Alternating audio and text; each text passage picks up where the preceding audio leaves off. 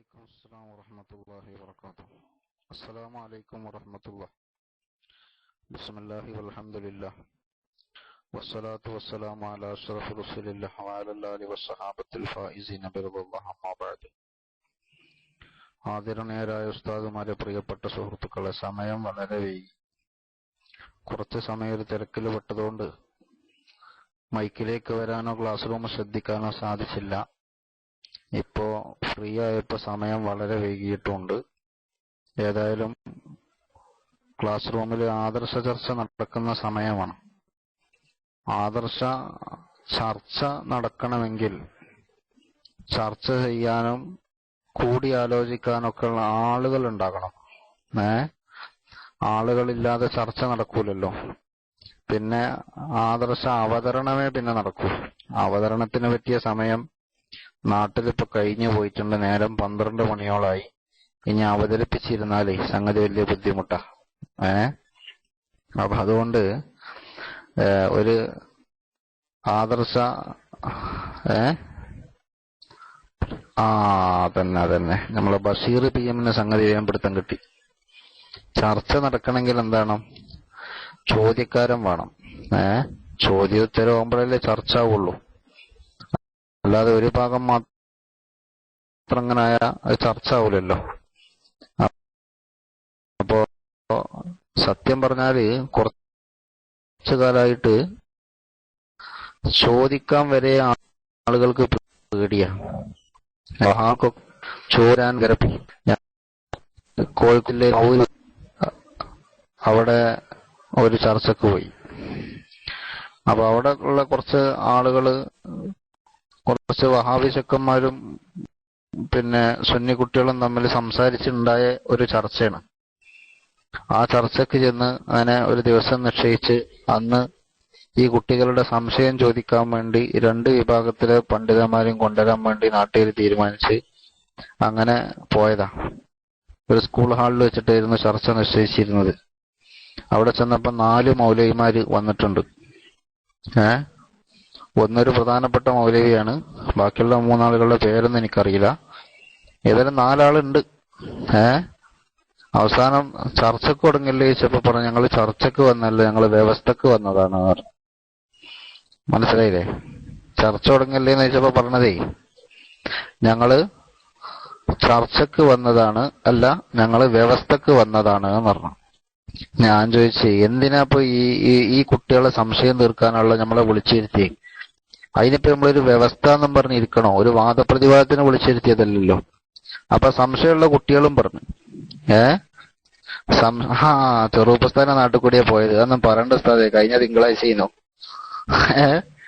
കഴിഞ്ഞ തിങ്കളാഴ്ച ഞാൻ 1 മണിക്ക് അവിടെ തിരിച്ചെത്തിയത്. അപ്പോ 8:30 മണിക്ക് ആരംഭിച്ചതാ. അങ്ങനെ ഏതായാലും കേൾക്കണ കഥ. ചർച്ച തുടങ്ങില്ലേന്ന് വെച്ചപ്പോ മൗലവിമാര് പറഞ്ഞതാ, ഞങ്ങൾ ചർച്ചക്കല്ല, ഞങ്ങൾ വ്യവസ്ഥക്ക് വന്നതാണ് എന്ന് പറഞ്ഞു. അപ്പൊ ഞങ്ങൾ ചോദിച്ചു, എന്തിനാപ്പോ ഒരു വാദപ്രതിവാദത്തിനുള്ള മുന്നൊരുക്കായിട്ടല്ലല്ലോ അങ്ങനെ ഒരു കൂടിയാലോചന ഉണ്ടായത്?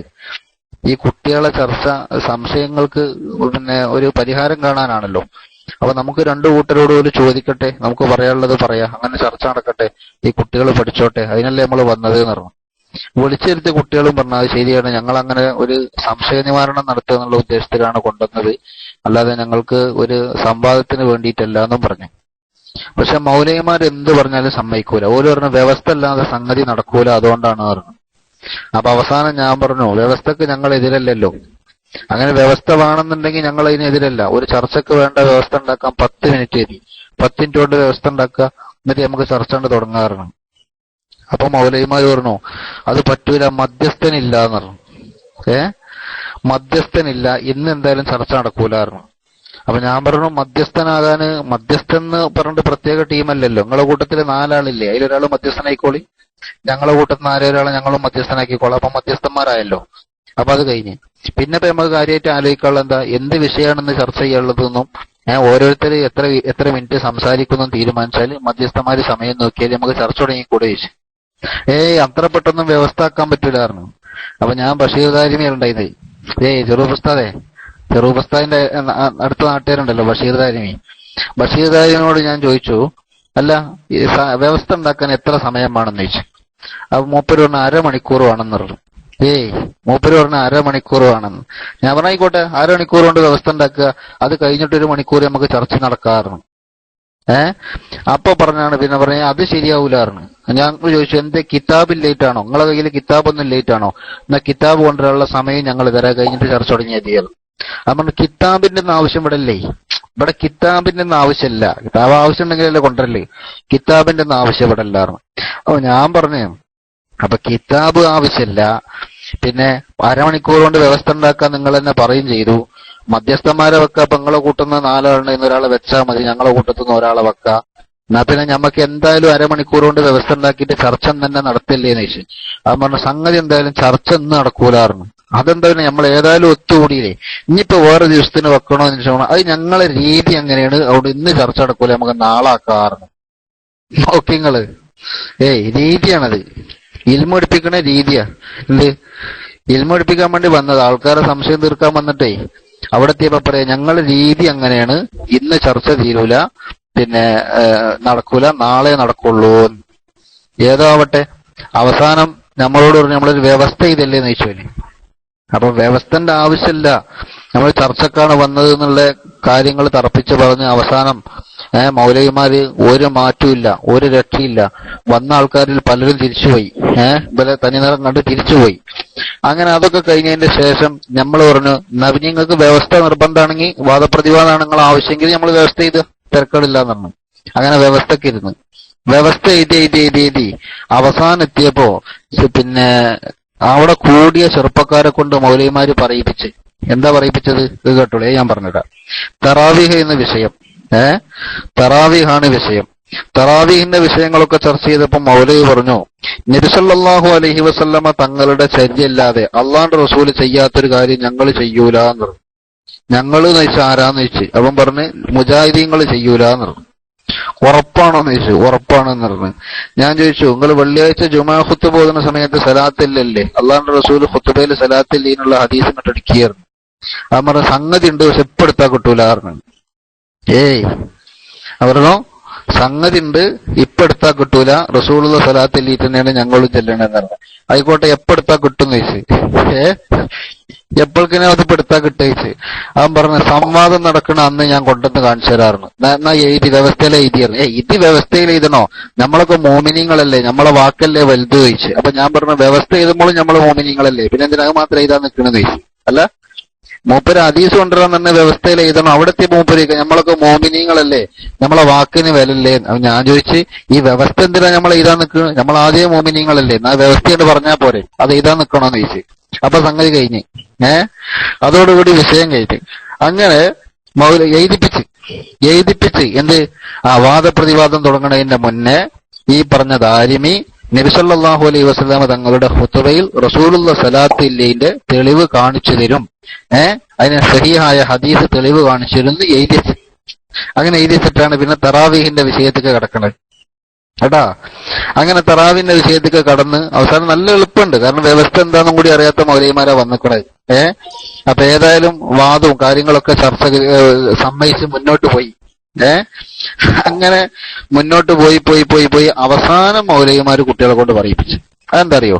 അവസാനം പേര് പറഞ്ഞു, നമുക്ക് സംവാദം നടത്താൻ പറ്റിയൊരു സ്ഥലം കിട്ടണം, കുറഞ്ഞ ആൾക്കാരെ ഉള്ളിൽ കയറ്റുള്ളൂ, ബാക്കിയുള്ളവരൊക്കെ പുറത്താണ് പറഞ്ഞു.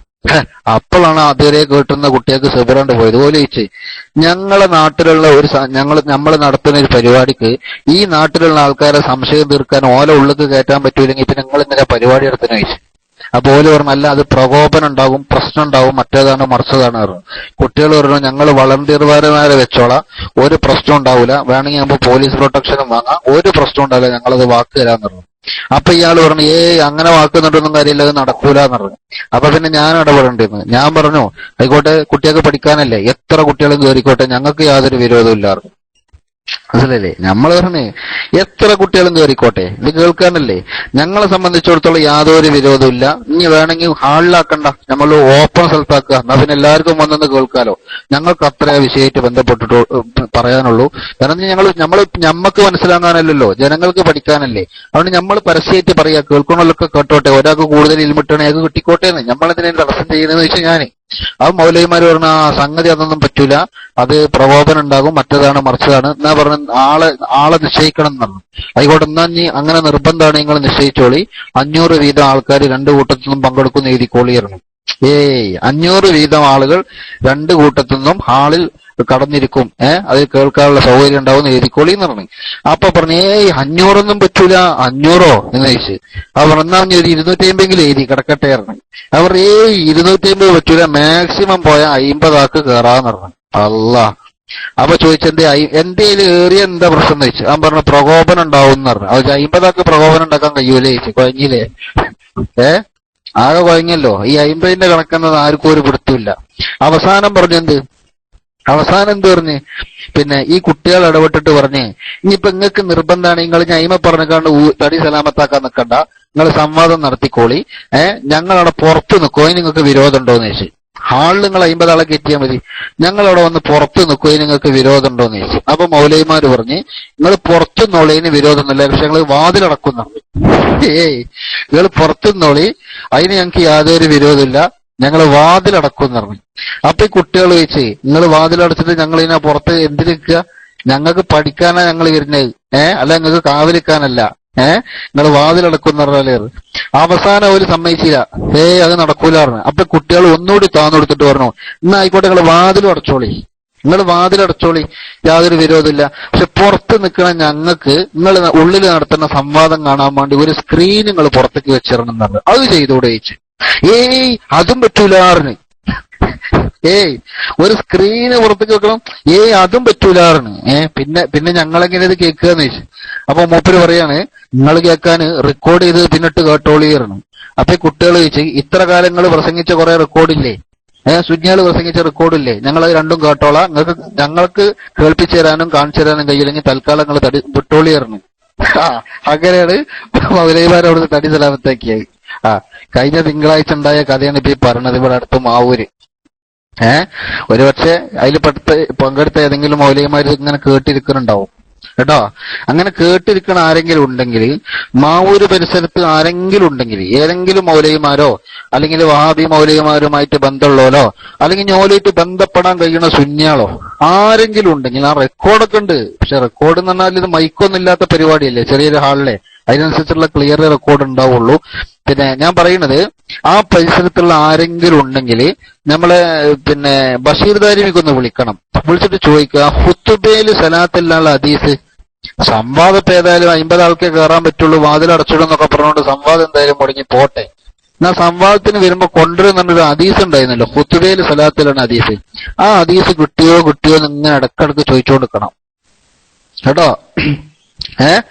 ആ ഹദീസ് കിട്ടിയോന്ന് ഇടക്കിടക്ക് ഇങ്ങനെ ചോദിച്ചുകൊണ്ടിരിക്കുക. അങ്ങനെ ചോദിക്കുങ്ങള് നോണയും പറഞ്ഞിങ്ങനെ വരുന്നേ. കുറച്ചു നേരം ചർച്ച ചെയ്യാനിരുന്നപ്പോഴേക്ക് ആ മൗലവിമാർ എന്തൊക്കെ നോണയെ പറഞ്ഞത് നിങ്ങള് ചെറുപ്പസ്താദെ കേൾക്കണോ കഥ. ആ മൗലവി പറയാ, ഈ ദാരിമി എന്ന മൗലവി ജമ്മുൽ ജവാമിയിലുണ്ടല്ലോ, സ്വഹാബത്തിന്റെ കാലശേഷം പിന്നെ ഇജ്തിഹാദ് ഉണ്ടാവൂല, മുജ്തഹിദീങ്ങൾ ഉണ്ടാവൂല എന്ന് ജമ്മുൽ ജവാമിയിലുണ്ട്. നിങ്ങൾ കേൾക്കേണ്ട കഥ. സ്വഹാബത്തിന്റെ കാലശേഷം മുജ്തഹിദീങ്ങൾ ഉണ്ടാവൂല എന്ന് ജമ്മുൽ ജവാമിയിലുണ്ട് എന്നാ പറഞ്ഞത്. അതിന് മുന്നേ വേറെന്തോന്ന് പറഞ്ഞിട്ട് ഉന്യത്തിലുണ്ട് പറഞ്ഞു. അപ്പൊ എന്റെ അടുത്ത് ലാപ്ടോപ്പ് ഉണ്ടായിനി. ഞാൻ പറഞ്ഞതാ ഉന്യത്തുണ്ട്, ഇതിന് നമ്മൾ കാണിച്ചെന്നാണ് ഞാൻ. അവൻ പറഞ്ഞു ഇപ്പൊ പറ്റൂല പറഞ്ഞു. നോക്കി നിങ്ങള് ആദ്യം കൊണ്ട് നീച്ചിട്ട് വന്ന് അതിൽ ഉന്യത്തുണ്ടല്ലേ, ഷാമില ഞാനും കുറെ കണ്ടതാന്ന് പറഞ്ഞാണ് നീച്ചു തന്നത്. ആയിക്കോട്ടെ നിങ്ങൾ കാണിച്ചു തന്നാളി, ഇതിന് ഉന്യത്തോ ജമ്മൽ ജവാമി എന്താ എടുത്തിട്ട് കാണിച്ചു തരികയായിരുന്നു. നോക്കിയപ്പോ പിന്നെ പണ്ടാരോ പറഞ്ഞാല് വയനാട്ടിക്ക് പണ്ട് പോയ മാതിരി, ഇപ്പോഴല്ല കേട്ടോ, പണ്ട് വയനാട്ടിൽ പോയ മാതിരിയാണ് നീക്കലും പിന്നെ ഇരിക്കലും ഒക്കെ ഉണ്ടായത്. ഏതായാലും നീച്ചതിനേക്കാൾ സ്പീഡിൽ റബ്ബർ ബന്ധം അടിച്ച മാതിരി അവിടെ തന്നെ ഇരുന്ന് മൂപ്പര്. പിന്നെ മൂപ്പരടുത്ത് ഉന്യത്തും വേണ്ട, അതേപോലെ തന്നെ വേറെയുള്ള പിന്നെ മറ്റേ കിതാബും വേണ്ട, ഒരു സംഗതിയും വേണ്ട. പിന്നെ മൂപ്പര് മുണ്ടാതെ അവിടെ ഇരിക്കുക. അത് കഴിഞ്ഞതിന് ശേഷമാണ് ഈ സലാത്തിന്റെ വിഷയം പറഞ്ഞത്. സലാത്തിന്റെ വിഷയം പറഞ്ഞപ്പോഴാണ് മൂപ്പരെന്താക്കി അടുത്ത സംവാദത്തിന് വരുമ്പോ കൊണ്ടുവരാന്ന് പറഞ്ഞത്. സംവാദം സലാമത്തായതുകൊണ്ട് സംഗതി ആകെ എന്തായി, അതിന് മറ്റേ ഹദീസിന്റെ വിഷയത്തിൽ നിന്നും കൂടി മൗലവി ഇപ്പൊ തടിയൂരി രക്ഷപ്പെട്ട് നടക്കുകയാണ്.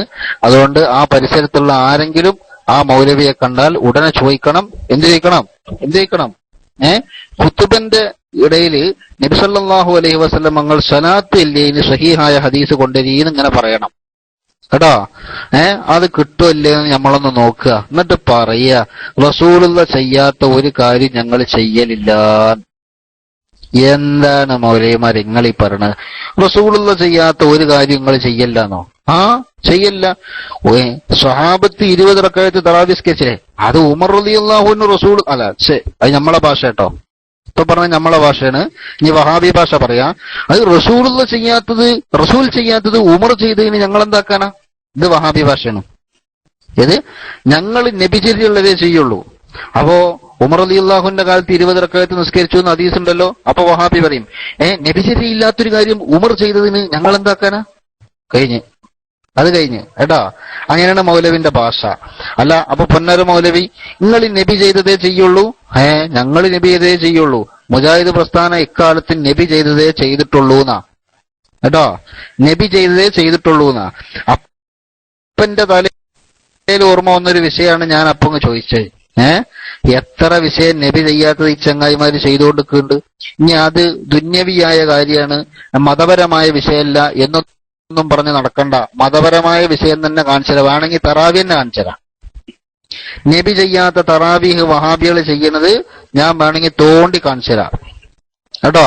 സുഹൃത്തുക്കളെ, വഹാബി പള്ളിയിൽ തറാവി അടങ്ങി ജമാഅത്ത് അടക്കല്ലേ? നിങ്ങളെ അറിവെന്താ? ഒന്നടിച്ചാളി. ഹലോ. വഹാബി പള്ളിയില് തറാവിക്ക് ജമാഅത്ത് അടക്കല്ലേ? ഇത് എന്നാ തുടങ്ങല്? റമദാൻ എന്നാ തുടങ്ങല്? റമദാൻ എന്നാ അത് തുടങ്ങല്? ഈ തറാവി 1 തുടങ്ങും അല്ലെ? റമദാൻ 1 റസൂലുള്ള തറാവിക്ക് ജമാഅത്ത് നടത്തിയതിന് ഒരു ഹദീസ് കൊണ്ടുവരാൻ പറയങ്ങളേ. പറഞ്ഞോളീന്ന് ധൈര്യമായിട്ട് പറഞ്ഞോളി. റമദാൻ 1 കേട്ടോ. 2, 3, 4, 5 ഒക്കെ ഉണ്ടാവില്ലേ? ഉണ്ടാവും. റമദാൻ 23 മുമ്പ്, 23-ാം രാവിന്റെ മുമ്പ് നബി സല്ലല്ലാഹു അലൈഹി വസല്ലമ തങ്ങൾ തറാവീഹ് ജമാഅത്തായി നിസ്കരിച്ചതിന് ഒരു ഹദീസ് ഉണ്ടെന്ന് കൊണ്ടുവരാൻ പറയും. എന്നിട്ട് പറയാ നബി ചെയ്തതേ ഞങ്ങൾ ചെയ്യുള്ളൂ. അപ്പോ 23 വരെയുള്ള തറാവി എവിടെ? നിങ്ങൾക്ക് അങ്ങനെയാണെങ്കിൽ നബി ചെയ്തത് നിങ്ങൾ ചെയ്യുള്ളൂ നിങ്ങൾ പറയുന്നുണ്ടെങ്കിൽ നിങ്ങൾക്ക് ഭയങ്കര ലാഭാ. തറാവി 3 ദിവസം നിസ്കരിച്ചാൽ ചെക്കളെ കേട്ടോ. തറാവി 3 ദിവസം നിസ്കരിച്ചാൽ മതി. എന്ന് 23, 24, 25 ഈ 3 ദിവസം തറാവി നിസ്കരിച്ചിട്ട് വേഗം പോയി കിടന്നുറങ്ങിക്കോളി. അങ്ങനെ കിടന്നുറങ്ങുമ്പോ നിങ്ങൾ മനസ്സിലാക്കണം, അള്ളാന്റെ റസൂൽ അത്തായം കഴിച്ചത് എന്താണ്? ഈത്തപ്പഴാണ് കേട്ടോ. അത് നബി ചെയ്തതേ ചെയ്യുള്ളൂ എന്നല്ല നിങ്ങൾ നേരത്തെ പറഞ്ഞ്. അവിടെ എത്തുമ്പോ മെല്ലാണ്ട് വിട്ടിട്ട് അത് ദുന്യാവാണ് എന്ന് പറഞ്ഞാല് എന്നാ സലാമത്താവും കേട്ടോ. അവിടെ എത്തുമ്പോ എന്താ പറയാ? അത് ദുന്യാവാണ് എന്ന് പറഞ്ഞിട്ട് എന്താക്കുക? തടിയണ്ട് മാറ്റിയേക്കുക. എന്നാ പിന്നെ എന്താക്കുക? പള്ള നിറച്ച് അത്തായം കഴിക്കുക. പക്ഷെ വേറൊരു ഹദീസ് ഉണ്ട്, നിങ്ങൾ മറക്കരുത്. എന്താ അറിയോ? സുബീവാൻ കൊടുത്താലും വെള്ളം കുടിക്കണതിന് കുഴപ്പമില്ല. വലിയൊരു പാത്രം വെച്ചാല് അത് പാത്രത്തിലുള്ളത് തീരോളം തിന്ന അത്തായത്തിന് എന്നാണ്. അത് നിങ്ങൾ മറക്കും ചെയ്യരുത്. പാത്രത്തിലുള്ളത് തീരോളം അത്തായത്തിന് തിന്നാന്നാണ്. അത് നിങ്ങൾ മറക്കും ചെയ്യരുത് കേട്ടോ. ആ നിലക്കന്നെ അങ്ങനെ പോണം. അതായത് പള്ളപ്രശ്നം വരുമ്പോ ഇങ്ങോട്ട് അതായത് വരുമാനം കിട്ടുന്ന പ്രശ്നം വരുമ്പോഴൊക്കെ ഇടത്തോട്ട് ഇങ്ങനെ ചായ. അതേ സ്ഥാനത്ത് ചെലവുണ്ടാകുന്ന പ്രശ്നമൊക്കെ വരുമ്പോഴോ മെല്ലെ ബേക്കോട്ടിക്കുക. അത് മനസ്സിലായോ? അങ്ങനെയാണ് പോണ്ടത്. മൗലവിമാര് നിങ്ങൾ അങ്ങനല്ലേ അല്ലെങ്കിൽ പോണത്? നബി ചെയ്തതേ ചെയ്യുള്ളൂ നിങ്ങൾ പറയാ. റമദാൻ 30 ദിവസം തറാവീഹ് ജമാഅത്തായിട്ട് നടത്തുക. ഞാൻ ചോദിക്കട്ടെ, റക്അത്തിന്റെ എണ്ണത്തിൽ മാത്രമാണോ നബി ചെയ്തത്? നിങ്ങൾ പറഞ്ഞ അങ്ങനെയല്ലോ. നിങ്ങൾ പറഞ്ഞ നബി 11 ചെയ്തതിനെ സ്ഥിരപ്പെട്ടിട്ടുള്ളൂ എന്നാണ്. അതൊക്കെ മണ്ടത്തരം. അത് പോട്ടെ. 11 ചെയ്തത് വിത്തറാണ്. അത് നമ്മൾ എത്രയോ വിശദീകരിച്ചതാ. അത് തറാവീഹാണെന്ന് ലോകത്ത് ഒരു പണ്ഡിതന്മാരും പറഞ്ഞിട്ടില്ല. എല്ലാരും പറഞ്ഞത് 11 വിത്തറാണ് എന്നാ. പക്ഷെ നിങ്ങൾ പറയുന്നത് 11 തറാവീഹ് എന്നാണ്. ആയിക്കോട്ടെ, നിങ്ങൾ പറയുന്നത് വാദത്തിന് വേണ്ടി അംഗീകരിച്ചുകൊണ്ട് തന്നെ ചോദിക്കുക, നബി ചെയ്തത് ചെയ്യുള്ളൂ എന്ന് പറഞ്ഞാൽ അത് റക്അത്തിന്റെ എണ്ണത്തിന്റെ വിഷയത്തിൽ മാത്രമാണോ? എല്ലാത്തിലും അങ്ങനെ തന്നെയല്ലേ? എന്താ റക്അത്തിന്റെ എണ്ണത്തിന് മാത്രം ഒരു പ്രത്യേകത? എല്ലാത്തിലും നബി ഇതേ ചെയ്യാൻ പറ്റുള്ളൂ. അങ്ങനെ വരുമ്പോ റമദാൻ 23-നല്ലാതെ നിങ്ങൾ തറാവി തുടങ്ങരുത്.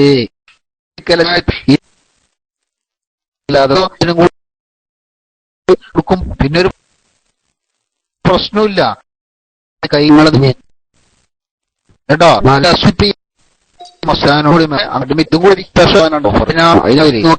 ഇല്ലാന്നാണ്. അത് വേറെ വിഷയം കേട്ടോ. പിന്നെ ഞാൻ ഈ ഇന്ന് നെറ്റിൽ പിന്നെ വഹാബിസത്തിന്റെ ഇന്നത്തെ അപ്ഡേഷൻ ചെക്ക് ചെയ്യാത്തത് കൊണ്ട് പുതിയ വാദം എന്താണെന്ന് എനിക്കറിയില്ല. അല്ല, അങ്ങനെ പറയാൻ പറ്റുള്ളൂ. കാരണം ഇതിപ്പോ ഈ KSA മലയാളി എന്ന് പറഞ്ഞ ആ ഉസ്താദ് അടിക്കണത്, ആ ഉസ്താദാണോ സുഹൃത്താണോ എനിക്കറിയില്ല, അദ്ദേഹം അടിക്കണത് ചിലപ്പോ പഴയ വേഴ്സണേക്കും. അപ്പൊ അതിന്റെ ശേഷം എത്ര അപ്ഡേഷൻ വന്നു കാണണം. പിന്നെ തറാവീമൊക്കെ ഒന്നും റമദാൻ അടുത്ത കാലത്തെ അപ്ഡേഷൻ കയറലുള്ളൂ. ഇപ്പൊ എല്ലാ അപ്ഡേഷനും തൗഹീദിന്മേലാണ്. മനസ്സിലായില്ലേ? ഇപ്പൊ മുഴുവൻ അപ്ഡേറ്റ് എടുക്കുന്നത് ഈമേലാണ്, തൗഹീദിന്മേലാണ്.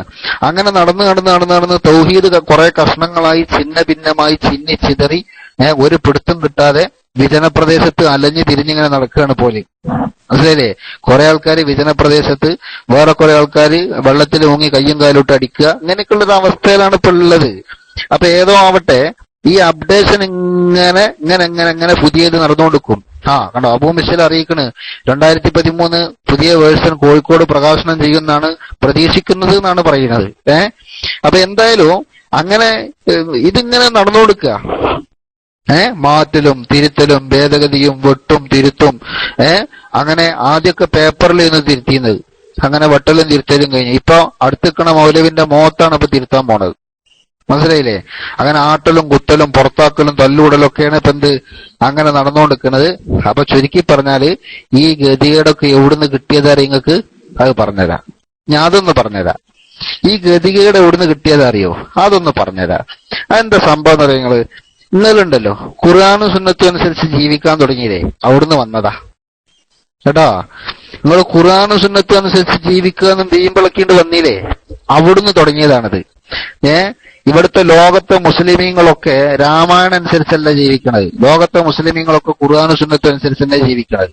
അങ്ങനെ ജീവിച്ചുകൊണ്ടിരിക്കുന്നതിന്റെ ഇടക്കാലങ്ങൾ ഖുർആനും സുന്നത്തും അനുസരിച്ചാണ് ഞങ്ങള്, ബാക്കിയുള്ളവരൊക്കെ വേറെയാണെന്ന് പറഞ്ഞാണ് വന്നത്. അങ്ങനെ വന്ന ഞങ്ങളെ ഖുർആന്റെ സുന്നത്തിന്റെയും കോലാണ് ഇപ്പൊ ജനങ്ങൾ കണ്ടുകൊണ്ടിരിക്കുന്നത്. മനസ്സിലാക്കിക്കോ, ഞങ്ങള് ഖുർആനും സുന്നത്തും അംഗീകരിക്കുക എന്ന് പറഞ്ഞാല് ഖുർആനും സുന്നത്തും വെച്ച് വിവരമുള്ളവര് പറഞ്ഞതാ ഞങ്ങൾ അംഗീകരിക്കണേ, വിവരമുള്ളവര് കേട്ടോ.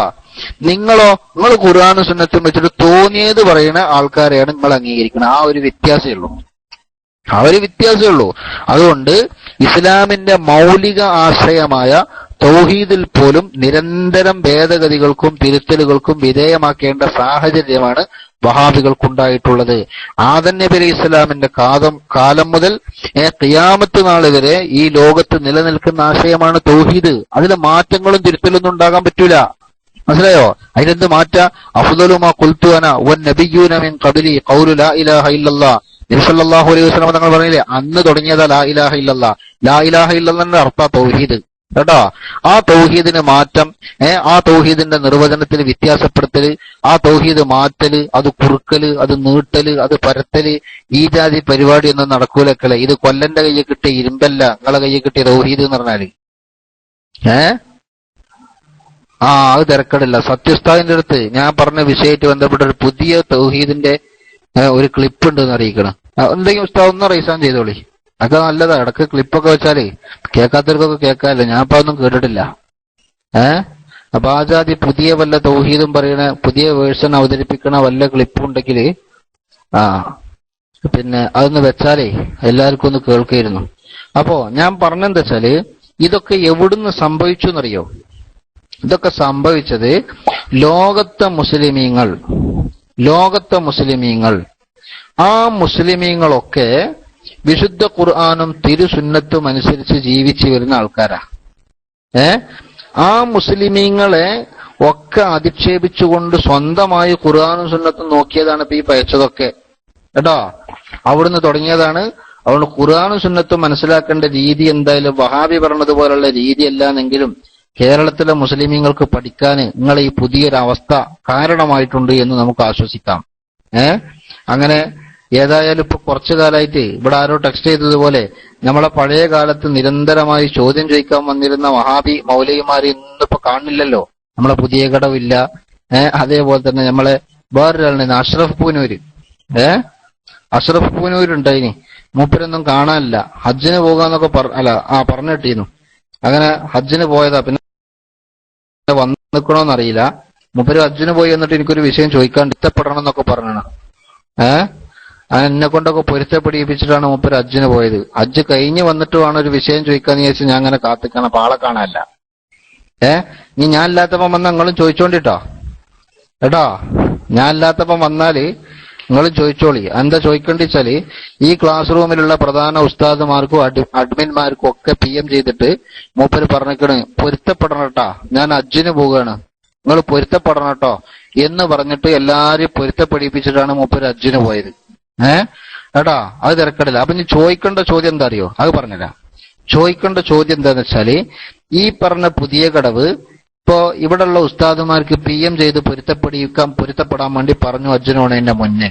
എന്നാ നമ്മളെ ക്ലാസ് റൂമിൽ വന്നിട്ട് തന്നെ സുന്നി ഗ്ലോബൽ വോയിസിൽ വന്നിട്ട് തന്നെ വളരെ പരസ്യമായിട്ട് ഈ പറഞ്ഞ അഷ്റഫ് പൂനൂര് വളരെ നിശിതമായ ഭാഷയിൽ വിമർശിച്ച വലിയ വലിയ ഒരുപാട് മഹാന്മാരുണ്ട്. ഓലെപ്പോഴാ പൊരുത്തപ്പെടിപ്പിക്കുക? ഖാദി മുഹമ്മദ് തങ്ങളെ പൊരുത്തപ്പെടിപ്പിക്കണ്ടേ? ഷെത്നൂഫിയെ പൊരുത്തപ്പെടിപ്പിക്കണ്ടേ? ഉഴ്തുബിയെ പൊരുത്തപ്പെടിപ്പിക്കണ്ടേ?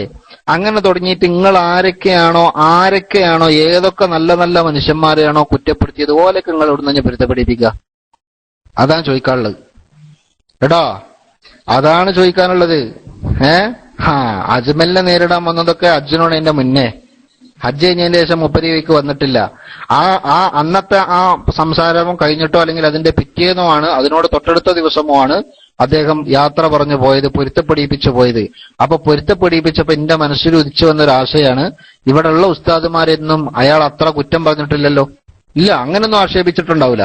നമ്മളൊക്കെ അയാൾ പറഞ്ഞതിനൊരു പരിധിയുണ്ട്, ആയിക്കോട്ടെ, അതിനാണ് നമ്മളെ കൊണ്ട് പൊരുത്തപ്പെടിപ്പിച്ചത്. എന്നാൽ ഷെത്നൂഫിയെ അയാള് എന്താ പറഞ്ഞത്? ഷെത്നൂഫിയെ അയാൾ പറഞ്ഞത് കള്ള സൂഫിന്നോ കള്ള ഷെയ്ഖ് എന്നാണ്. ഉത്ബിയെ പറഞ്ഞത് മുഴുകുടിയെന്നാണ്. ഉത്ബിയെ പറഞ്ഞത് മുഴുകുടിയെന്നാണ്. അതേപോലെ തന്നെ ഖാദി മുഹമ്മദ് തങ്ങളെ പറ്റി പറഞ്ഞത് പച്ചക്കള്ളം എഴുതിയേക്കുന്ന ആൾക്കാർ എന്നാണ്. മനസ്സിലായില്ലേ? അങ്ങനെ തുടങ്ങിയിട്ട് ഇവരൊക്കെ കള്ളസൂഫി എന്നാണ് ഷെത്നൂഫിയെ പറ്റി പറഞ്ഞത്. നിങ്ങൾ നോക്കി, ഇവരൊക്കെ എന്നാ അവർ പൊരുത്തപ്പെടിപ്പിക്കുക? ഇവരൊക്കെ എന്നാ പൊരുത്തപ്പെടിപ്പിക്കുക? മനസ്സിലാക്കിക്കോ. അതുകൊണ്ട് വഹാബി ഈ ഹജ്ജിന് പോയിട്ട് 4 ആളെ കൊണ്ട് പൊരുത്തപ്പെടിപ്പിച്ചിട്ട് ഹജ്ജും കഴിഞ്ഞാണ്ട് വന്നാൽ യൗമ വലദത്തുഹു ഉമ്മുഹു ആവുമെന്ന് വിചാരിക്കണ്ട കേട്ടോ. അങ്ങനെ ആകണമെങ്കിൽ അതിനൊരു യോഗ്യത വേണം. ആ യോഗ്യതയാണ് എന്ത്? ലോക മുസ്ലിമീങ്ങളെ പൊരുത്തം കിട്ടുന്ന പണിയാ ഹജ്ജ്. ലോക മുസ്ലിമീങ്ങളെ പൊരുത്തം കിട്ടുന്ന പണിയാ ഹജ്ജ്. ആ പൊരുത്തം കിട്ടുന്ന പണിയെടുക്കാൻ വേണ്ടി പോകും. അതുകൊണ്ടാണ് എല്ലാവരോടും ഇടപാടുകളൊക്കെ തീർത്ത് എല്ലാവരോടും പൊരുത്തപ്പെടിപ്പിച്ചു പോകണം എന്ന് പറഞ്ഞത്. പക്ഷേ നിങ്ങൾ എങ്ങനെ പൊരുത്തപ്പെടിപ്പിക്കും? കാരണം എന്താ? നിങ്ങളാരെ കുറ്റം പറയാത്തത്? നിങ്ങൾ ആരെയാണ് കുറ്റം പറയാത്തത്? അതുകൊണ്ട് ഇവിടെ ജീവിച്ചിരിക്കണമല്ലോ മാത്രം പൊരുത്തപ്പെടിപ്പിച്ചാൽ മതിയോ? മഹ്ശറയിൽ എല്ലാവരും വരൂലേ? മഹ്ശറയിൽ ഇപ്പറഞ്ഞ ഷെത്നൂഫി തങ്ങളുണ്ടാവും, അതേപോലെ തന്നെ ഖാദി മുഹമ്മദ് തങ്ങളുണ്ടാവും, അതുപോലെ തന്നെ ഇമാം ഉഴ്തുബി ഉണ്ടാവും. ഉഴ്തുബി എന്ന് പറഞ്ഞാൽ ചില്ലറക്കാരനും കള്ളുകൂടിയണെന്നൊക്കെ നിങ്ങളെ പറച്ചില്. പക്ഷെ ആരാണ് ഉഴ്തുബി എന്ന് ചരിത്രം വായിച്ചവർക്കറിയാം. മനസ്സിലായോ? ഉഴ്തുബിയുടെ ചരിത്രം, ഒരു ഉഴ്തുബി എന്ന ഒറ്റ പേരിൽ അദ്ദേഹത്തെ കൂടുതൽ പരിചയപ്പെടുത്താതെ ഉഴ്തുബി എന്ന ഒറ്റ പേരിൽ അവിടുത്തെ ചരിത്രം എഴുതിയ പണ്ഡിതന്മാരുടെ എണ്ണം എത്രയോ ആണ്.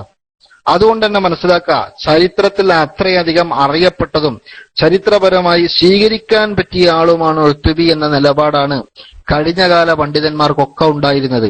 പക്ഷെ അത് നിങ്ങൾ പടച്ചുണ്ടാക്കിയ ആശയത്തിന് എതിരായി എന്ന ഒറ്റ കാരണം കൊണ്ട് നിങ്ങൾ അവരെ കള്ളുകുടിയനാക്കി ചിത്രീകരിക്കുകയാണ് ചെയ്തത്. നിങ്ങൾ വിഷയത്തിന്റെ ഗൗരവങ്ങളെ മനസ്സിലാക്കണം. മനസ്സിലായില്ലേ? ഹിജറ 230 എന്റെ ഓർമ്മ. ഹിജറ 230 വഫാത്തായ ആളാണ് ഉഴ്തുബി.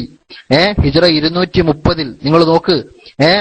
ആ കാലഘട്ടത്തിൽ വഫാത്തായ ഷാഫി ഇമാമു വഫാത്തായിട്ട് ഏകദേശം 26 കൊല്ലം കഴിഞ്ഞിട്ട്. മനസ്സിലായോ? 24, 25, 26, 228 230 നിനക്ക് സംശയമുണ്ട്, അതുകൊണ്ടാണ് അങ്ങനെ പറഞ്ഞത്. ആ കാലഘട്ടത്തിൽ വഫാത്തായ ആളാണ് ഉഴ്തുബി. ആ ഉഴ്തുബിയെ ഉദ്ധരിച്ചുകൊണ്ട് ലോകത്ത് തഫ്സീർ എഴുതിയ ഒരുപാട് പണ്ഡിതന്മാർ, തഫ്സീർ എഴുതിയ ഇബ്നു കസീർ അടക്കമുള്ള പണ്ഡിതന്മാർ ഈ ഉഴ്തുബിയെ ഉദ്ധരിച്ചു. ഇമാം നവവി ഉദ്ധരിച്ചു, ഇമാം മാവർദി ഉദ്ധരിച്ചു. അങ്ങനെ ആരാ ഉദ്ധരിക്കാത്തത്? അങ്ങനെ ഉദ്ധരിച്ചു പറഞ്ഞ അനേകം മഹാന്മാരുണ്ട്. ഇവരൊക്കെ ഈ ലോകത്ത് ജീവിച്ചു പോയിട്ട് ആ ഉഴ്തുബിയെ പറ്റി ഒരക്ഷരം പറയാതെ നമ്മളെ വഹാബികൾ പടച്ചുണ്ടാക്കിയ പുതിയ ആശയത്തിന് വിരുദ്ധമായപ്പോൾ എല്ലാ മഹാന്മാരെയും തള്ളിപ്പറയുകയും അവരെ കള്ളുകുടിയന്മാരായി ചിത്രീകരിക്കുകയും കള്ളസൂഫികളാണെന്ന് വരുത്തി തീർക്കുകയും നുണയന്മാരാണെന്ന് പറഞ്ഞു വരുത്തുകയും ചെയ്യുന്ന ഒരു അപകടകരമായ രീതി ഈ വഹാബി എവിടുന്ന് പൊരുത്തപ്പെടിപ്പിക്കും? അതുകൊണ്ട് പഠിച്ചോ, മനസ്സിലാക്കിക്കോ. എന്തെങ്കിലും ഒരു നന്മ ജീവിതത്തിൽ ചെയ്തത് അല്ലാഹു തആല കബൂലാക്കണമെങ്കിൽ വഹാബിസത്തിൽ കൂടിയാ പറ്റൂല, പുത്തൻവാദിയായ പറ്റൂല, പടച്ച റബ്ബ് കബൂലാക്കൂല. ഇനി ഏതെങ്കിലും ഒന്ന് ബാക്കിയുണ്ട് നിൽക്കട്ടെ, എങ്ങനെങ്കിലും ഒന്ന് നിങ്ങൾക്ക് വീണിട്ടിയതൊന്ന് ബാക്കിയുണ്ട് നിൽക്കട്ടെ. അങ്ങനെ വീണിട്ട് എന്തെങ്കിലും ഉണ്ടെങ്കിൽ ആഖിറത്ത് ചെന്ന് നിങ്ങൾ ആർക്കൊക്കെ ഒരിച്ചു കൊടുക്കുക? കാരണം എന്താ? നിങ്ങൾ കുറ്റം പറഞ്ഞ് പൊരുത്തപ്പെടിപ്പിക്കാതെ പോയ ആൾക്കാർ ചില്ലറെ നിങ്ങൾ ഓൽക്കൊക്കെ ഓരിച്ചു കൊടുക്കണ്ടേ? ഇനി പോകട്ടെ, നിങ്ങൾ ഓൽക്കൊക്കെ ഓരിച്ചു കൊടുക്കാൻ നിങ്ങളെ കയ്യിൽ ഒന്നും ഇല്ല എന്നുള്ള കാര്യം ഉറപ്പാണല്ലോ. അപ്പൊ എന്താ ഉണ്ടാകുക? ഓലെടുത്ത് വല്ല തെറ്റുണ്ടെങ്കിൽ അതൊക്കെ നിങ്ങളെ തലേക്ക് അങ്ങോട്ട് വരും കേട്ടോ, നിങ്ങളെ തലേക്ക് അങ്ങോട്ട് വരും. അതുകൊണ്ട് ഒരു തെറ്റില്ലാത്ത മഹാന്മാരെ, തെറ്റുകുറ്റങ്ങളില്ലാതെ അള്ളാഹുവിന്റെ ദീനിന് വേണ്ടി കഠിനാധ്വാനം ചെയ്ത മഹാന്മാരെ പോലും ഇത്രയധികം മോശമായ ഭാഷയിൽ വിമർശിക്കുകയും അവരെ അത്രയും തരം താഴ്ത്തി ചിത്രീകരിക്കുകയും ചെയ്യുമ്പോൾ നിങ്ങൾക്കൊരു മനസാക്ഷിക്കുത്തില്ല. എന്നിട്ടാണ് ഹജ്ജിന് പോകുമ്പോൾ പൊരുത്തപ്പെടിപ്പിച്ച് പോണത്. നോക്കി നിങ്ങൾ ഇവരെ കഥ എന്താണ്? ഇത്രയുള്ളൂ ഇപ്പൊ ഇവർക്ക്. അതുകൊണ്ട് ശരിക്കും മനസ്സിലാക്കിയപ്പോ വഹാബിയായ ഇങ്ങനെയൊക്കെ ഉണ്ടാവുള്ളൂ കേട്ടാ. വഹാബി ആയാല് പുത്തൻവാദി ആയാല് ഇങ്ങനെയൊക്കെ തന്നെ ഉണ്ടാകുള്ളൂ. കാര്യങ്ങളുടെ കൗരവോൽക്ക് അറിയില്ല. പിന്നെ ഇസ്തിഗാസും തവസ്സുലൊക്കെ ചെയ്ത ആൾക്കാരല്ലേ നിങ്ങളൊക്കെ മുശ്രിക്കീങ്ങളല്ലേ എന്നാ. പൊന്നാര ചങ്ങായിമാരെ, ഇതൊക്കെ ആരങ്ങൾക്ക് പറഞ്ഞത്? മിനിഞ്ഞാന്ന് ഞാനൊരു ക്ലിപ്പ്, മിനിഞ്ഞാന്നാന്ന് തോന്നുന്നുണ്ട്, ഇപ്പൊ 2 ദിവസം മുമ്പ് ജിഷാന്റെ ഒരു ക്ലിപ്പ് കേട്ടിട്ട് ഞാൻ കുറെ ചിരിച്ചുപോയി. കാരണം ഏതോ ഒരു മൗലവിനോട് ജിഷാൻ ഇങ്ങനെ കുറെ കാര്യങ്ങളൊക്കെ ചോദിക്കുന്നുണ്ട്. അപ്പൊ അയാള് പറയാ, എന്ത് ഷിർക്ക് ഭയങ്കര തെറ്റാന്ന് അള്ളാഹ് ഖുർആനിൽ പറഞ്ഞില്ലേ? അതിലാർക്കാ സംശയമുള്ളത്? അതിലാർക്കാ സംശയമുള്ളത്? നിങ്ങളെ പണി തന്നെ. ഷിർക്ക് ഭയങ്കര തെറ്റാന്ന് അള്ളാഹ് ഖുർആനിൽ പറഞ്ഞ് ഞങ്ങളോട് ചോദിക്കേണ്ട വല്ല ആവശ്യമുള്ളൂ? അതിലാർക്കാ സംശയമുള്ളത്? ഞങ്ങളതിനെതിരെ പറഞ്ഞിക്കണോ? ഞങ്ങൾ എന്തേ പറഞ്ഞിട്ടുള്ളൂ? ഞങ്ങൾ ചെയ്യണ ഇക്കാര്യം അള്ളാഹ് ഖുർആനിൽ ഭയങ്കര തെറ്റാന്ന് പറഞ്ഞ ഷിർക്കാണെന്ന് നിങ്ങളല്ല, ഞങ്ങൾ ലോകത്ത് നിങ്ങളെ കൊണ്ടല്ല ഒരു കുട്ടിനെ കൊണ്ടും സാധിക്കൂല എന്നാണ് ഞങ്ങൾ പറയണത്. അത് പറഞ്ഞ് മനസ്സിലാക്കി ഷിർക്ക് ഭയങ്കര തെറ്റാന്ന് അള്ളാഹ് ഖുർആനിൽ എത്ര സ്ഥലത്ത് പറഞ്ഞതാണ്. നോക്കി നിങ്ങൾ നോക്കി എന്താ ഇപ്പൊ ഉണ്ടായത്? ഷിർക്ക് എത്ര വലിയ തെറ്റാന്ന് അള്ളാഹ് ഖുർആനിൽ പറഞ്ഞത് നമ്മളോട് പറയേണ്ട വല്ല കാര്യമാണ്? ആർക്കതിൽ തർക്കമുള്ളത്? ആർക്കതിൽ തർക്കമുള്ളത്? അതിലാർക്കും തർക്കമല്ല. തർക്കമില്ലാത്ത വിഷയം അവിടെ എത്തുമ്പോ എടുത്തിരുന്നത് എന്തിനാ? അത് രക്ഷപ്പെടാൻ വേണ്ടി. നമ്മളെ തർക്കവിടെ പൊന്നാര ചങ്ങായിമാരെ, തെങ്ങും കള്ള് കുടിക്കാൻ പറ്റുമോ? ഈ തെങ്ങുമെന്ന് ചെത്തുന്നൊരു കള്ളില്ലേ അല്ലേ? നിങ്ങളാരും ഇല്ല ഇവിടെ? തെങ്ങുമെന്ന് ചെത്തുന്നൊരു കള്ളില്ലേ? തെങ്ങും കള്ള്. അത് കുടിക്കാൻ പറ്റുമോ? തെങ്ങും കള്ള് കുടിക്കാൻ പറ്റൂല അല്ലേ? തെങ്ങും കള്ള് കുടിക്കാൻ പറ്റൂല. അതെന്തേ? അതിൽ ലഹരി ഉണ്ട് എന്നാ പറഞ്ഞത്. അത് എവിടുന്നാ ഉണ്ടാക്കണത്? തെങ്ങുമെന്നാ ചെത്തണത്. അത് ശരി. തെങ്ങും കള്ള് കുടിക്കാൻ പറ്റൂല? ഇത് മനസ്സിലാക്കിയ ഒരാള് ഇളനീര് കുടിക്കണ ഒരു ചങ്ങായിന്റെ അടുത്ത് എന്നിട്ട് പറയാ, എന്തെങ്ങനെ എനിക്ക് പണി? ഇളനീര് കുടിക്കുക. ഇളനീരോ? എന്താ സാധനം? ഇത് തെങ്ങുമെന്നേ കിട്ടണതാ. ഈ കേട്ടില്ലെങ്ങായി തെങ്ങുകളിൽ കുടിക്കാൻ പാടില്ലാന്ന്? ഇയാണ് അതിന്റെ ആളില്ലേ? തെങ്ങുകളിൽ കുടിച്ചിറക്കാലേ എടാ കള്ള എന്ന് വിളിച്ച അങ്ങനെ ഉണ്ടാവും. അതാണ് ഇപ്പൊ ഈ മൗലവിമാര് മൊത്തം ചെയ്യണത്. നോക്കിങ്ങള് അവസ്ഥ. തെങ്ങ് എന്ന് പേരുണ്ട്, തെങ്ങും കള്ള് എന്ന് പേരുണ്ട്. അതിന് ഇളനീര് കുടിക്കണോന്ന് എന്ത് തെറ്റ് ചെയ്ത്? അപ്പൊ ഇളനീര് കുടിക്കണ ചങ്ങായി പറയാ, പൊന്നാര ചങ്ങായി, ഞാൻ കുടിക്കണത് ഇളനീരാണ്. ഇളനീരാണ്. ഈ പറഞ്ഞ സാധനം തെറ്റാണെന്ന് പറഞ്ഞ സാധനം ഉണ്ടല്ലോ, അത് തെങ്ങും കള്ളാണ്. ഇത് രണ്ടാ. ഇപ്പൊ ഇസ്തിഗാസാന്ന് പേരിട്ട് വരികയല്ലേ, ഇളനീര് എന്ന് പേരിട്ട് വരികയല്ലേ? അത് തിരക്കടില്ലല്ലോ പരിപാടി. ഈ ഇളനീര് എന്ന് ഇസ്തിഗാസാന്നൊക്കെ പേരിട്ടിട്ട് കാര്യമില്ല. ഇതൊക്കെ സംഗതി തെറ്റന്നെയാണ്. അതല്ലേ ലൈൻ അഷറക്ത യഹ്ബത്തന്നെ അമലുക്ക എന്ന് പറഞ്ഞില്ലേ? എന്ന് പറഞ്ഞ എന്താ ചെയ്യും? നിങ്ങൾ ആലോചിച്ച് നോക്കി. ഇതാണ് സത്യത്തിൽ നമ്മളെ മൗലവിമാർ ചെയ്തുകൊണ്ടിരിക്കണേ. ഈ തെങ്ങും കള്ളും ഇളനീരും തിരിച്ചറിയാത്ത ഇവനോട് പിന്നെ എന്ത് പറയും? ഇപ്പം പിന്നെയും വയലേറി തന്നെ. എന്താ അവന്റെ വയത്? ഈ മൂല്യന്മാരൊക്കെ കൂടിയിട്ട് സമ്മേളനത്തിന് പോയിട്ട് ആ സമ്മേളനത്തിന് വരുന്ന അതിഥികൾക്ക് പോലും കൊണ്ടുപോയി കൊടുക്കുന്നത് പടച്ചോനെ തെങ്ങും കള്ള് ചെത്തിയിട്ടാണല്ലോ ഈ കൊണ്ടുപോയി കൊടുക്കുന്നത്. ഇന്നമൽ ഖംറു വൽ മൈസിറു വൽ അൻസാബു വൽ ഇസ്ലാമു റിജ്സും മിൻ അമലി ശൈത്താൻ. ഓതന്നെ കേട്ടില്ലേ മൂല്യന്മാരെ? നിങ്ങള് ഖംറ് കുടിക്കാൻ പാടില്ല എന്നുള്ള ഖുർആനിൽ പറഞ്ഞത് കേട്ടില്ലേ? ഓതന്നെ. എന്താണ് ഇറ്റയാളോട് പറയാ? തെങ്ങും കള്ള, ഇത് ഇളനീര്. അതാ നമ്മൾ പറഞ്ഞത്, ഇത് തെങ്ങും കള്ളല്ല, ഇത് ഇളനീരാ. രണ്ടും തെങ്ങുമെന്ന് കിട്ടണതാ. അത് ശരി തന്നെ എന്ന് വെച്ചിട്ട് രണ്ടും തെറ്റാ അല്ല. ഇത് വേർതിരിച്ച് മനസ്സിലാകണില്ലെങ്കിൽ അതിനെന്താ ചെയ്യാൻ? ഞങ്ങൾക്ക് നിങ്ങളൊന്ന് രക്ഷപ്പെടുത്തണം, ഞങ്ങൾക്ക് വലിയ പൂതിയുണ്ട്. അതുകൊണ്ടാണ് ഞങ്ങൾ ചിലപ്പോൾ നിങ്ങളെ ആളുകൾക്കൊക്കെ വിളിച്ച് സംസാരിക്കുക, ചിലപ്പോൾ നിങ്ങളോട് ചർച്ച ചെയ്യുക. ഈ ചർച്ചന്റെ ഇടയിലൊക്കെ ഈ തെങ്ങും കൊള്ളും ഇളനീരും തമ്മിലുള്ള വ്യത്യാസം പറഞ്ഞു തരാൻ വേണ്ടി ഞങ്ങൾ കുറെ മെനക്കെടും. അങ്ങനെ പറഞ്ഞു, ഇതാ ഇത് തെങ്ങും കൊള്ളും ഇളനീര് നല്ല വ്യത്യാസം ഉണ്ട് കേട്ടോ, നല്ല വ്യത്യാസമുണ്ട്. തെങ്ങും കൊള്ളു എന്ന് പറഞ്ഞാൽ ഇന്നതാ സാധനം, ഇളനീര് അതല്ല, രണ്ടിന്റെ ഹുക്കുമ വേറെ. ഇളനീര് കുടിക്കുക, നിങ്ങൾ ഈ ഇളനീര് കുടിക്കണം നിരപരാധി ആളുകളെ കള്ളുടിയന്മാരെന്ന് പറയരുതട്ടോ, അത് വലിയ തെറ്റാട്ടോ, അത് വലിയ തെറ്റാട്ടോ എന്ന് നമ്മളിങ്ങനെ പറയുമ്പോഴേ മൗലവിന്റെ പറച്ചിലെന്താ? മൗലവിന്റെ പറച്ചിലേ ഇത് ശ്രദ്ധിക്കല്ല. ഏത് ഈ തെങ്ങും കൊള്ളും ഇളനീരും തമ്മിലുള്ള വ്യത്യാസം എന്താണ് ഈ പറഞ്ഞിരുന്നതെന്ന് അത് കേൾക്കല്ല. അതൊക്കെ കേട്ട് പടച്ചോനെ ഇത് രണ്ടും വ്യത്യാസം ആവോ എന്നുള്ളടത്തൊക്കെ എടുത്തും അപ്പൊ ചോദിക്കും, നിങ്ങൾ കേട്ടില്ലേ ഇന്നമൽ ഹംറു വൽ മൈസൂറൂന്ന്, പിന്നെ നിങ്ങൾ എന്ത് പറഞ്ഞിട്ടെന്താ അങ്ങനെ ചോദിച്ചു. എന്താ ഇനി ചെയ്യാ? നിങ്ങളൊന്ന് ആലോചിച്ചേക്ക, ഈ മനുഷ്യന്മാർക്ക് എന്നാ നേരം വിളിക്കുക? ഇവർക്കെന്നാ നേരം വിളിക്കുക? ഇതൊന്ന് മനസ്സിലാക്കിക്കോട്ടെ എന്ന് വെച്ചിട്ട് തലക്കെന്ന് ഇങ്ങനെ വിശദീകരിച്ച് ഇങ്ങനെ ഓരോന്നോരോന്ന് പറഞ്ഞു കൊടുക്കണ നേരത്ത് അവിടെ എത്തുമ്പോ അതിന്റെ വ്യത്യാസം മനസ്സിലാക്കണതിന്റെ അപ്പുറത്ത് ചിലപ്പോ പറയും എന്തായാലും തെങ്ങുമെന്ന് കിട്ടണല്ലേ എന്നറിയും. അങ്ങനെ പറയാ, എന്തായാലും തെങ്ങുമെന്ന് കിട്ടണല്ലേ എന്ന് ചിലപ്പോ പറയും. അല്ലെങ്കിൽ എന്ത് പറയും? അതിനെപ്പറ്റി നോക്കൂല. നിങ്ങൾ എന്ത് പറഞ്ഞിട്ടെന്താ? അള്ളാഹ് ഖുർആനിൽ പറഞ്ഞല്ലേ ഹംറ് ഹറാമാണ്, ഹംറല്ലേ ഹറാമ്, ഇത് ഹംറല്ലല്ലോ, ഇത് ഇളനീരല്ലേ. അവിടെയാണ് ചർച്ച. ഇതേപോലെ ഞങ്ങൾ പറഞ്ഞത്, ഞങ്ങൾ എത്ര കാലം ചോദിച്ചൊരു ചോദ്യം, ജീവനുള്ളവരോട് ചോദിച്ച ചോദ്യം അല്ലെ, ഈമാനുള്ളവരോടല്ല, ജീവനുള്ളവരോട് ചോദിച്ചൊരു ചോദ്യം, പൊട്ടന്മാരല്ലാത്ത ബുദ്ധി മറയാത്ത ആൾക്കാരോട് ചോദിച്ചൊരു ചോദ്യം ഉണ്ട്. എന്താണ് ആ ചോദ്യം എന്നറിയങ്ങള്? അതൊരു ചോദ്യ. എന്താ ചോദ്യം? അതെ, നിങ്ങൾ ഈ പറഞ്ഞതുപോലെ ഈ ഇസ്തിഗാസ ഷിർക്കാന്ന് സങ്കല്പിക്കുക. ഇസ്തിഗാസ ഷിർക്കാന്ന് നമ്മൾ സങ്കല്പിക്കുക. ആയിക്കോട്ടെ, സങ്കല്പിക്കുക അല്ലേ. ഹലോ സുഹൃത്തുക്കൾ, നിങ്ങളൊക്കെ ഇവിടെ അല്ലേ? നേരം 12 നിങ്ങളൊന്നും എന്റെ കൂടെ അല്ലെങ്കിൽ ഞാൻ ഇപ്പൊ ഇവിടെ വെച്ച് പോവും. 12 ആകാനായി. ഉണ്ടല്ലേ, ആയിക്കോട്ടെ. ഇസ്തിഗാസ ഷിർക്കാന്ന് സങ്കല്പിക്കുക. സങ്കല്പാട്ടോ, ഒരു സങ്കല്പാണേ. ഇസ്തിഗാസ ഷിർക്കാന്ന് നമ്മൾ സങ്കല്പിക്കുക. ആയിക്കോട്ടെ, സങ്കല്പിച്ച് എന്നിട്ടോ സങ്കല്പിച്ചിട്ട് നമ്മളൊരു കാര്യം ചെയ്യുക. അങ്ങനെ ഷിർക്കാണെങ്കിൽ ഇതെന്നത് തുടങ്ങിയത്?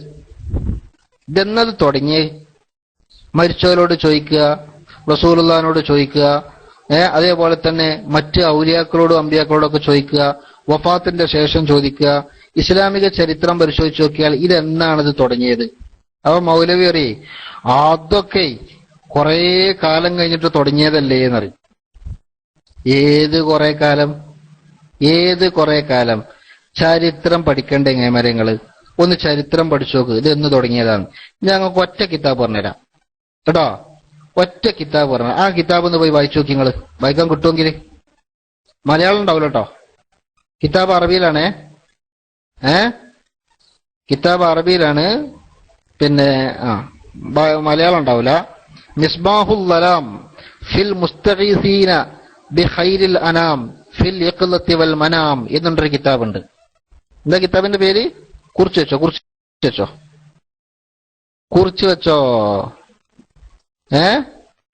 എന്താണ്? മിസ്ബാഹുൽ ദലാം ഫിൽ മുസ്തഗീസീന ബിഖൈരിൽ അനാം ഫിൽ യഖ്ലത്തി വൽ മനാം. എന്താണ് ആ കിതാബിന്റെ അർത്ഥം? കേട്ടോ. എന്തിനെ പറ്റിയ ഈ വിളക്കിൽ പ്രകാശിപ്പിക്കുന്നത്? കേട്ടോ.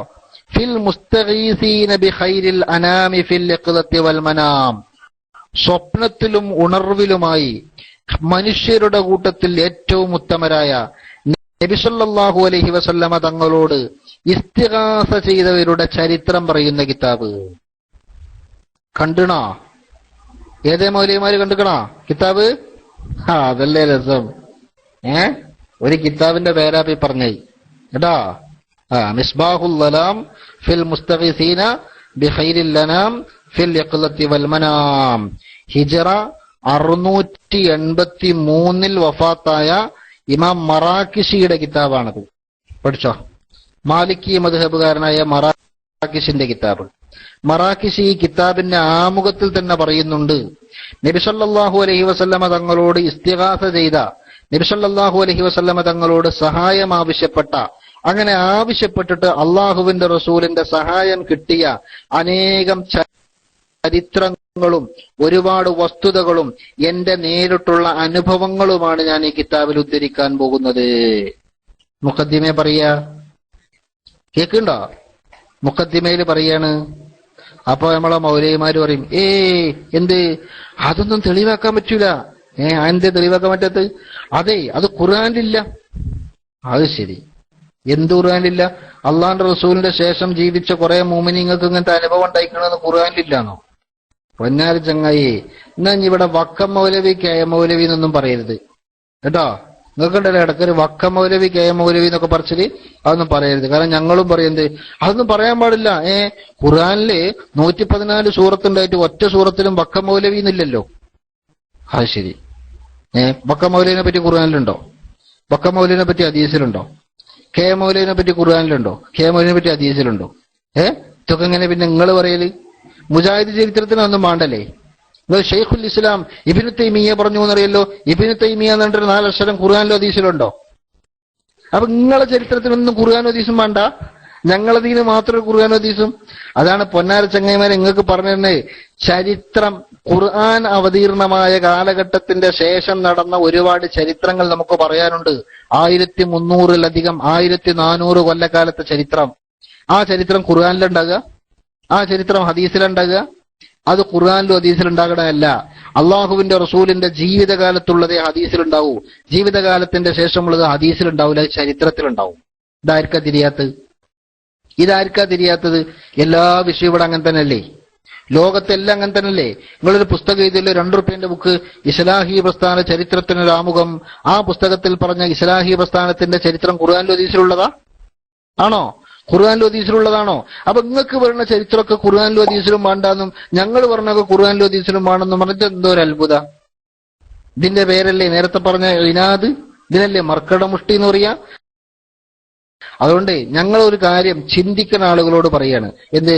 ഖുർആൻ അവതീർണമായ കാലഘട്ടത്തിന്റെ ശേഷം 1400 കൊല്ലത്തെ ചരിത്രം വർത്തമാനകാല മുസ്ലിമീങ്ങൾക്ക് പറയാനുണ്ട്.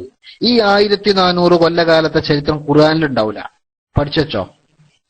നബി സല്ലല്ലാഹു അലൈഹി വസല്ലമയുടെ വഫാത്തിന്റെ ശേഷം ഇന്നേ വരെ ജീവിച്ച മുസ്ലിമീങ്ങൾക്ക് 1400 കൊല്ലത്തെ ചരിത്രം പറയാനുണ്ട്. ആ ചരിത്രം ഹദീസിലും ഉണ്ടാവില്ല.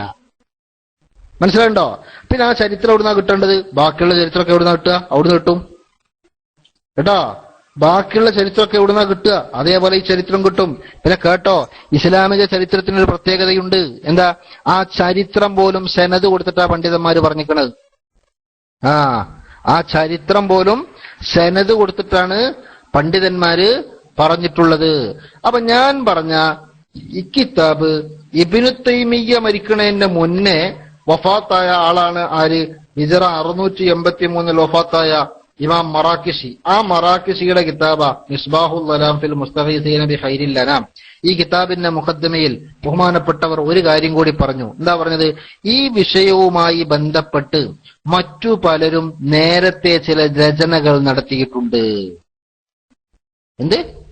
ഈ വിഷയവുമായി ബന്ധപ്പെട്ട് എന്റെ രചന ഇത് പ്രഥമമല്ല, നേരെ മറിച്ച് മറ്റു പലരും ഇത്തരം വിഷയങ്ങളിൽ നേരത്തെ രചന നടത്തിയിട്ടുണ്ട്. നബി സല്ലല്ലാഹു അലൈഹി വസല്ലമ തങ്ങളോട് ഇസ്തിഗാസ ചെയ്ത് കാര്യം നേടിയ മഹാന്മാരുടെ ചരിത്രം പറയുന്ന വേറെയും ഗ്രന്ഥങ്ങൾ ലോകത്ത് ഉണ്ടായിട്ടുണ്ട് കേട്ടോ. എന്നിട്ട് പറഞ്ഞു, ആരുടേതാണ് ആ ഗ്രന്ഥം? കേട്ടോ, ഒരു ഗ്രന്ഥം പറഞ്ഞുതരാം. കേട്ടോളി എല്ലാ വഹാബികളും കേക്കട്ടതൊക്കെ. അതിന് ഗ്രന്ഥം എന്താണെന്ന് ആർക്കറിയോ? ഏതെങ്കിലും സുല്ലമിയാളോ സലാഹിയാളോ വല്ല ഷീട്ട് എഴുതി കൊടുത്താൽ അത് വന്ന് വായിക്കുക എന്നല്ലാതെ ഗ്രന്ഥം എന്താന്ന് ആർക്കാ തിരിയണ്? കേട്ടോ, പറഞ്ഞുതരാം.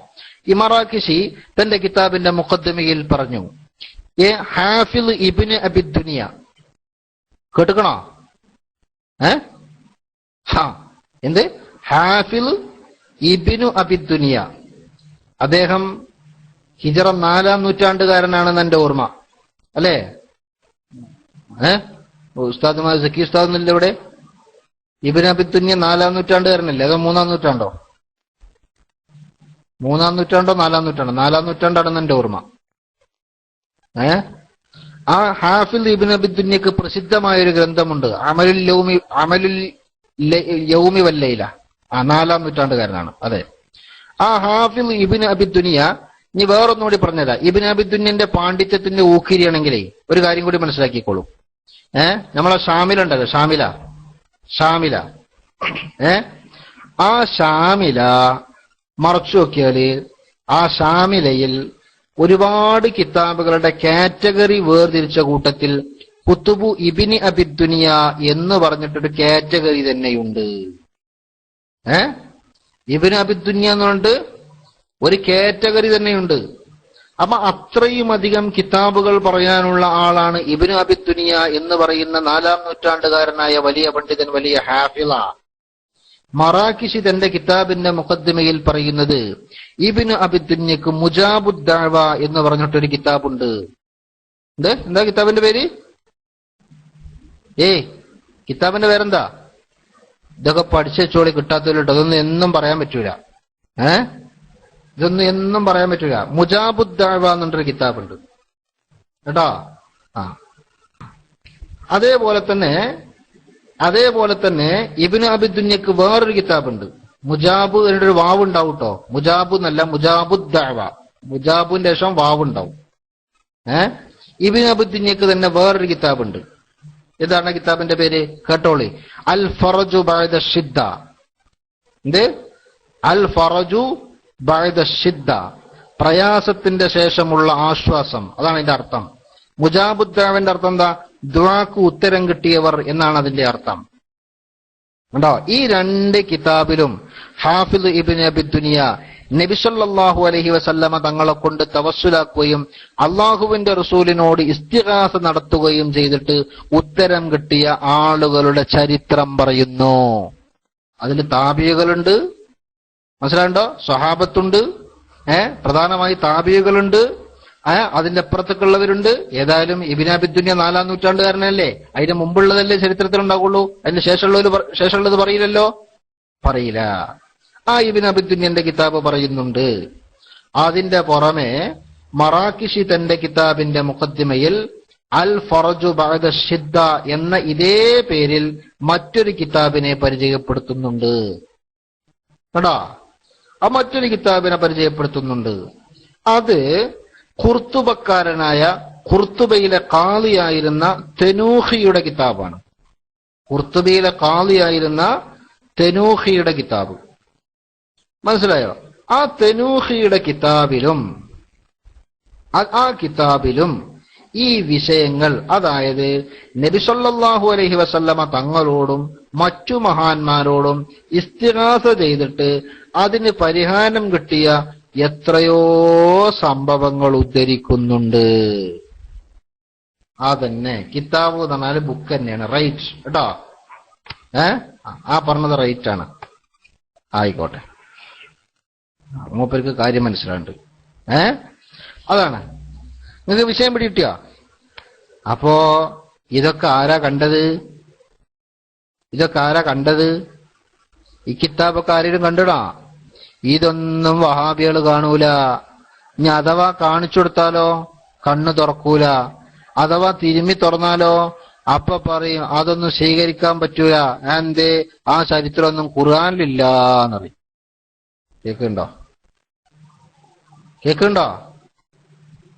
കേൾക്കുന്നുണ്ടോ? അതൊന്നും ഖുർആനിലില്ല എന്ന് പറയും. അതാണ് ഓല ഭയങ്കര രസം. എന്താ ചെയ്യ? ചരിത്രം റസൂലുള്ളാഹിന്റെ വഫാത്തിന്റെ ശേഷം ഉണ്ടായ ചരിത്രം ഖുർആനിലില്ല എന്നുള്ള പേരുകൊണ്ടേ ആ പരാതി കൊണ്ട് ഒഴിവാക്കുകയാണ് പോര്. ഞങ്ങളെ ഈ ചരിത്രം പറയുന്നത് തെളിവായിട്ടല്ല, മനസ്സിലാക്കിക്കോ.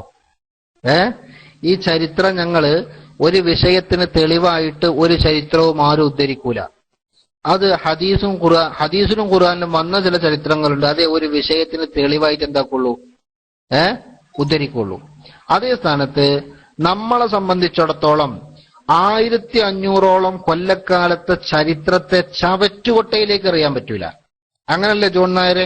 നിങ്ങളെ സംബന്ധിച്ചിടത്തോളം 1500 കൊല്ലക്കാലത്തെ ചരിത്രം ചവറ്റുകൊട്ടയിലേക്ക് എറിയാൻ പറ്റുമോ?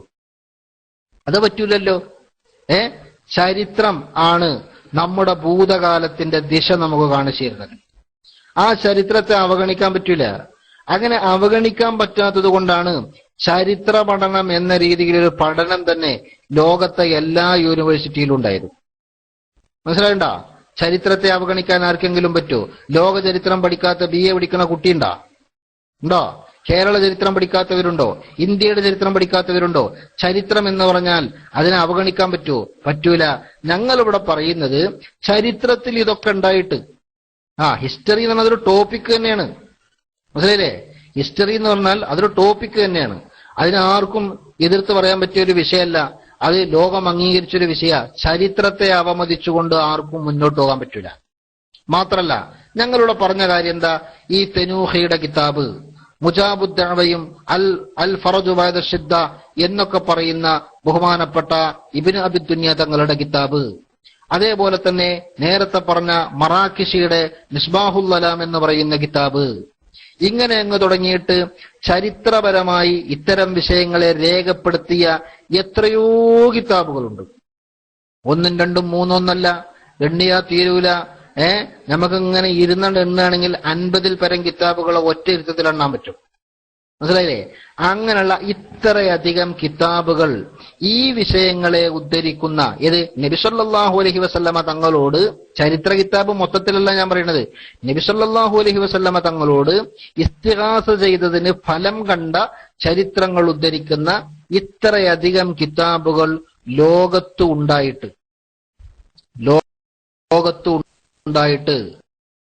ഒരു കാര്യം ഞങ്ങൾ ചോദിക്കട്ടെ. ഹാഫിദ് ഇബ്നു അബി ദുനിയന്റെ കിതാബിലും ഹാഫിദ് ഇബ്നു ഹജറിന്റെ കിതാബിലും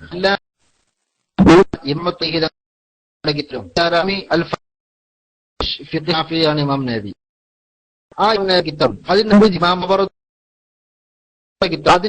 തുടങ്ങിച്ച ബഹുമാനങ്ങൾ ആദ്യം ചിത്രത്തിലും അങ്ങനെ തന്നെ ആ വിനീഷങ്ങളുടെ ഒക്കെ അതുണ്ട്.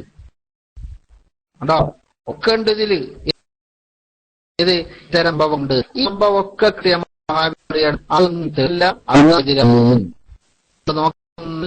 എന്ന് നമ്മളെ മൗലവിമാര് പറയുന്ന സങ്കടമാണ് മരങ്ങളെ കാര്യം.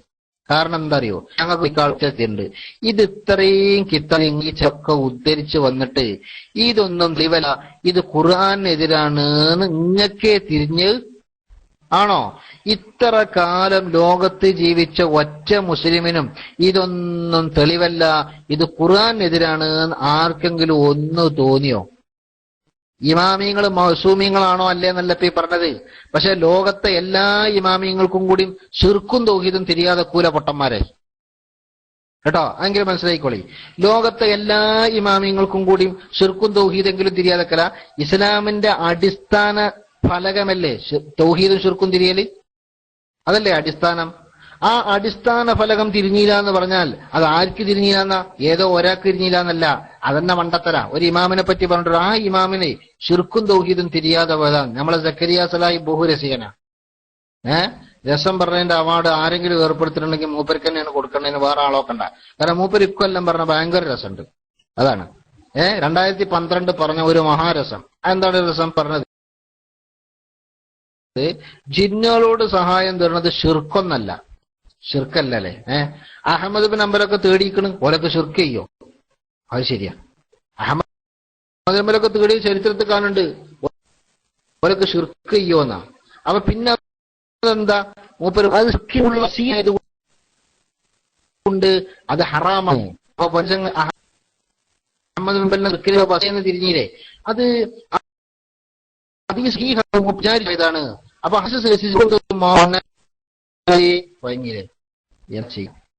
ുമ്പോ ഷിർക്ക് മാറുക. വേറെ ഷിർക്കും തൗഹീദ് ആദം നബിന്റെ കാലം മുതൽ അള്ളാഹു തആല തീരുമാനിച്ച് പഠിപ്പിച്ച കാര്യല്ലേ? അന്ന് മുതൽ ഖിയാമത്ത് നാൾ വരെ മാറാത്തൊരു കാര്യം.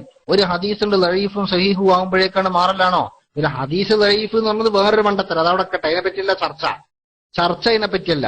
അഹമ്മദ് ബിൻ ഹംബൽ തങ്ങൾക്ക് ദഈഫാന്ന് തിരിയാത്തൊരു ഹദീസാണ് നമ്മുടെ ഡോക്ടർക്ക് ദഈഫാന്ന് തിരിയണത്. നോക്കണം വിവരം. അഹമ്മദ് ഹംബൽ ആ ഹദീസ് സ്വീകരിച്ചു, അത് എഴുതി വെച്ചു, അതനുസരിച്ച് അമലും ചെയ്തു. ഇമാം നബി ഹദീസ് സ്വീകരിച്ചു, അതനുസരിച്ച് അമൽ ചെയ്തു. അതേപോലെ തന്നെ ഇവര് തന്നെ വലിയ ഹദീസ് പണ്ഡിതനായി അംഗീകരിക്കുകയും ലോകത്ത് ഏത് ഇമാമിയങ്ങൾ പറഞ്ഞാലും അവസാനം ഒന്നും കൂടി ഉണ്ടല്ലോ, ഒരു DNA ടെസ്റ്റും കൂടി വരുന്ന ഏത് ഹദീസും സ്വീകരിക്കല്. അങ്ങനെ നമ്മളെ മൗലവിമാർക്ക് ആ ഹദീസ് ഇന്ന ഇന്ന ഇമാമിയങ്ങളൊക്കെ ഉദ്ധരിച്ചിക്കണെന്ന് പറഞ്ഞാൽ അപ്പൊ പറയേ DNA ടെസ്റ്റിന് വിടണം എന്നറിയും. അങ്ങനെ DNA ടെസ്റ്റ് ഷൗനി, ആ ഷൗക്കാനി പോലും ഇത് സഹീഹാണെന്ന് പറഞ്ഞ അത് ഷാനിതാണ്. കണ്ടോ നോക്കിങ്ങള്, അത് ഷൗക്കാനിക്ക് തെറ്റിയതാണ്. അപ്പൊ സംഭവം എന്താണ്, ഇവരിങ്ങനെ എന്തോ ഏതെങ്കിലും ഒരു ചങ്ങായി പറഞ്ഞിട്ട് അതാണ് ശരി അറിയും. അതിനനുസരിച്ച് ലോകത്ത് ഇമാമിങ്ങൾ അതിനെതിരെ മൊത്തം പറഞ്ഞാലോ ഓലൊന്നും മൗസൂമിങ്ങളല്ലല്ലോ, ഓർക്ക് തെറ്ററ്റാലോ എന്നുമായി. കണ്ടങ്ങള് ഇങ്ങനെയാണോ ദീനുണ്ടാക്കല്? ഇതാണോ ദീന്? നമ്മളൊന്നും ഉണ്ടാക്കിയേക്കുക, എന്നാൽ അതിനനുസരിച്ച് പറഞ്ഞാൽ എന്താക്കുക, അതൊക്കെയാണ് സ്വീകരിക്കുക. അതിനെതിരെ ആര് ലോകം ഒന്നായിട്ട് പറഞ്ഞാലും പറയുന്നത് ഓലൊന്നും മൗസൂമിങ്ങളല്ലല്ലോ എന്ന് പറയാ. ഇന്നലെ നിങ്ങളെന്താ പറഞ്ഞത്? ഖുർആനിലുള്ളതിനെതിരാണ് ഓലൊക്കെ പറഞ്ഞത് എന്നാ ഞങ്ങൾ ചോദിക്കണ അതാണ്. ഓല് ഇതൊക്കെ പറയുമ്പോ അത് ഖുർആനിലുള്ളതിന് എതിരാന്ന് ഒരു കുട്ടിക്കും തിരിഞ്ഞില്ലേ? ഒരു കുട്ടിക്കും തിരിഞ്ഞില്ലേ? 5 നൂറ്റാണ്ട് 6 നൂറ്റാണ്ട് കാലം ഈ ലോകത്ത് ജീവിച്ച ഇബ്നു തൈമിയ്യ വരുന്നതിന്റെ മുന്നേ ഒരു കുട്ടിക്കും അത് ഖുർആനെതിരാന്ന് തിരിഞ്ഞില്ലേ? ഒരു കുട്ടിക്കും അത് ഹദീസിനെതിരാന്ന് തിരിഞ്ഞില്ലേ? അവരവരുടെ കിതാബുകളിൽ തന്നെ അവരിത് രേഖപ്പെടുത്തി വെച്ചിട്ടുണ്ടല്ലോ, അല്ലെ? ഓല കിതാബ് തന്നെ രേഖപ്പെടുത്തി വെച്ചിട്ടില്ലേ? എന്നിട്ട് ഓല് പറഞ്ഞോ മക്കളെ ഇങ്ങനെയൊക്കെ കാണുന്നുണ്ട് കേട്ടോ, പക്ഷെ ഇതേ മുഹമ്മദ് നബി സ്വല്ലല്ലാഹു അലൈഹി വസല്ലം തങ്ങളെ അല്ലാഹു തആല പറഞ്ഞയച്ചതേ തൗഹീദ് പഠിപ്പിക്കാനാ. ഈ കാണുന്ന പരിപാടിക്ക് തൗഹീദിന് കടക വിരുദ്ധാട്ടോ. ഈ കാണുന്ന പരിപാടിക്ക് തൗഹീദിന് കടക വിരുദ്ധ. അതുകൊണ്ടേ നിങ്ങളത് എടുക്കണ്ട എന്നൊരു അടിക്കുറിപ്പെങ്കിലും എഴുതിച്ച ഏതെങ്കിലും ഒരു ഇമാമെങ്കിലും ഉണ്ടാവില്ല എങ്ങന്മാരെ? നിങ്ങളെന്താ മനസ്സിലാക്കാത്തത്? നിങ്ങൾക്ക് ഇസ്ലാമിനോടുള്ള പ്രതിപത്തിയും താല്പര്യം നിങ്ങൾ അങ്ങനെയുള്ള പറയണത്. ഞങ്ങൾ ഇങ്ങനെ ഷിർക്ക് ഇങ്ങനെ ഒഴിവാക്കി തൗഹീദ് നിൽക്കുക. ഈ തൗഹീദിനോടുള്ള പ്രതിപത്തി അഹമ്മദ് ബിൻ ഹംബൽ തങ്ങൾക്ക് ഉണ്ടായിട്ടില്ലേ? ഇമാം നബിക്ക് ഉണ്ടായില്ലേ? ഗസാലി ഇമാമിന് ഉണ്ടായില്ലേ? ഹാഫിദ് ഇബ്നു അബി ദുനിയക്ക് ഉണ്ടായില്ലേ? ഇമാം ബുഖാരിക്ക് ഉണ്ടായില്ലേ? ബുഖാരി ഇമാമിന്റെ ഉസ്താദായ ഹാഫിദ് ഇബ്നു അബി ഷൈബക്ക് ഉണ്ടായില്ലേ? അതേപോലെ തന്നെ താബികളുടെ കൂട്ടത്തിൽ പ്രമുഖനായ അബ്ദുല്ലാഹ് ബിൻ മുൻഖിർ റളിയല്ലാഹു അൻഹു ഉണ്ടായിട്ടില്ലേ? ഉഖബത്ത് ബിൻ ആമിർ റളിയല്ലാഹു അൻഹു ഉണ്ടായിട്ടില്ലേ? അതേപോലെ തന്നെ ഹാഫിദ് ഇബ്നു അസ്ഖലാനി തങ്ങൾക്ക് ഉണ്ടായിട്ടില്ലേ? ഇബ്നു കസീറിന് ഉണ്ടായിട്ടില്ലേ? ഇവർക്ക് ആർക്കും ഉണ്ടാകാത്ത ഇമാം റാസിക്ക് ഉണ്ടായിട്ടില്ലേ?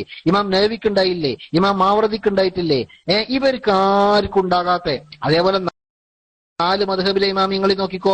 ഇമാം മാലിക്കിന്, ഖാദി ഇയാദ് തങ്ങൾക്ക്, അതേപോലെ തന്നെ ബഹുമാനപ്പെട്ട അല്ലാമ ഇബ്നു ഖുദാമ തങ്ങൾക്ക്, ഇവർക്ക് ആർക്കും ഇല്ലാത്ത ഇമാം ഖസ്തലാനിക്ക്, ഇവർക്ക് ആർക്കും ഇല്ലാത്ത ഒരു പ്രശ്നമാണ് നിങ്ങൾക്ക്. നിങ്ങളെ പ്രശ്നം എന്താ? അതെ ഓൽക്കൊന്നും തിരിയാതെ പോയതാ ഇത്. അത് ഓൽക്കൊന്നും തിരിയാതെ പോയതാണ് എന്നാ. കണ്ടോ? എന്നിട്ട് ഇബ്ബനാണ് മരുന്ന് കൊടുക്കണത്. പൊന്നാര ചങ്ങായി, മെഡിക്കൽ കോളേജ് കൊണ്ടുപോയിട്ട് എല്ലാ OPയിലും ടെസ്റ്റ് കഴിഞ്ഞിട്ട് അത് ഇങ്ങോട്ട് എത്തുന്നത്. മനസ്സിലായോ? എല്ലാ OPയിലെ ഡോക്ടർമാരും ടെസ്റ്റ് ചെയ്ത്, എന്നിട്ടോ ഈ മദ്ഹബിലെ ഡോക്ടർമാരൊക്കെ ടെസ്റ്റ് ചെയ്തിട്ട് മറ്റേ മദ്ഹബിക്ക് വിട്ടു. ആ മദ്ഹബിലുള്ള എല്ലാ ഡോക്ടർമാരും ടെസ്റ്റ് ചെയ്ത് അങ്ങനെ അടുത്ത OPക്ക് വിട്ടു. അങ്ങനെ എല്ലാ OPയിലും എത്ര കൂട്ടം ഡോക്ടർമാരുണ്ടോ അവര് മുഴുവനും ടെസ്റ്റ് ചെയ്ത് വിട്ടിട്ട് ആർക്കും ഒരു എതിരും പറയാനില്ലാത്ത സംഗതി വായുഗുളിക കച്ചവടക്കാരന്റെ അടുത്തേക്ക് വന്നപ്പോഴാണ് അതെ ഓൽക്കൊക്കെ തിരിയാതെ പോയതാ. കാരണം എന്താ അറിയങ്ങള്? കാരണം എന്താ അറിയോ? വായുഗുളികന്റെ മൂലഗ്രന്ഥത്തെ പറഞ്ഞതിന് എതിരാണത്. ഇബനെ എവിടുക്കാ കൊണ്ടുപോണ്ട്? നിങ്ങളൊന്ന് പറയും. നിങ്ങളത് പറയും. ഇബനെ എവിടുക്കാ കൊണ്ടുപോണ്ട്? എല്ലാ OPയിലും എല്ലാ ടെസ്റ്റും കഴിഞ്ഞ് എല്ലാ പണ്ഡിതന്മാരും നോക്കി, ആർക്കും ഒരു എതിരഭിപ്രായം പറയാനില്ല. അതൊക്കെ കഴിഞ്ഞിട്ട് എല്ലാരും അംഗീകരിച്ച് കാരണം അവസാനം ഇബൻ നോക്കിയപ്പോഴേ ഇബന്റെ പണി എന്താ? ഓന് ബസ്സിൽ വായുകളി വെക്കണ പണിയാ. അതിലേക്ക് ഇബന് മനസ്സിലായില്ലേ? ഈ ബസ്സിൽ വായുകളി വെക്കണ പണില്ല, ഇഞ്ചി വിട്ടായി കടലേ വായുകളിക എന്ന് പറഞ്ഞ് നടക്കണ പണിയാ ഇബന്. അപ്പൊ ഇബന്റെ ഒരു സമാധാനം എന്ത്? എന്താ ഓലൊക്കെ നോക്കി ചെയ്ത് എനിക്ക് കഴിഞ്ഞൂടാ? ഞാൻ വായുകളി കൊടുത്തിട്ട് എത്ര ആളാ ഗ്യാസ് മാറിയാണ്? അതാണ് ഇബന്റെ അടുത്തുള്ളത്. ഓന്റെ വിവരം അതാണ്. ഞാൻ വായുഗുളിക കൊടുത്തിട്ട് എത്ര ആൾക്കാരെ ഗ്യാസ് മാറിയിരിക്കണെന്നാണ് ഇബന്റെ അടുത്തുള്ളത്.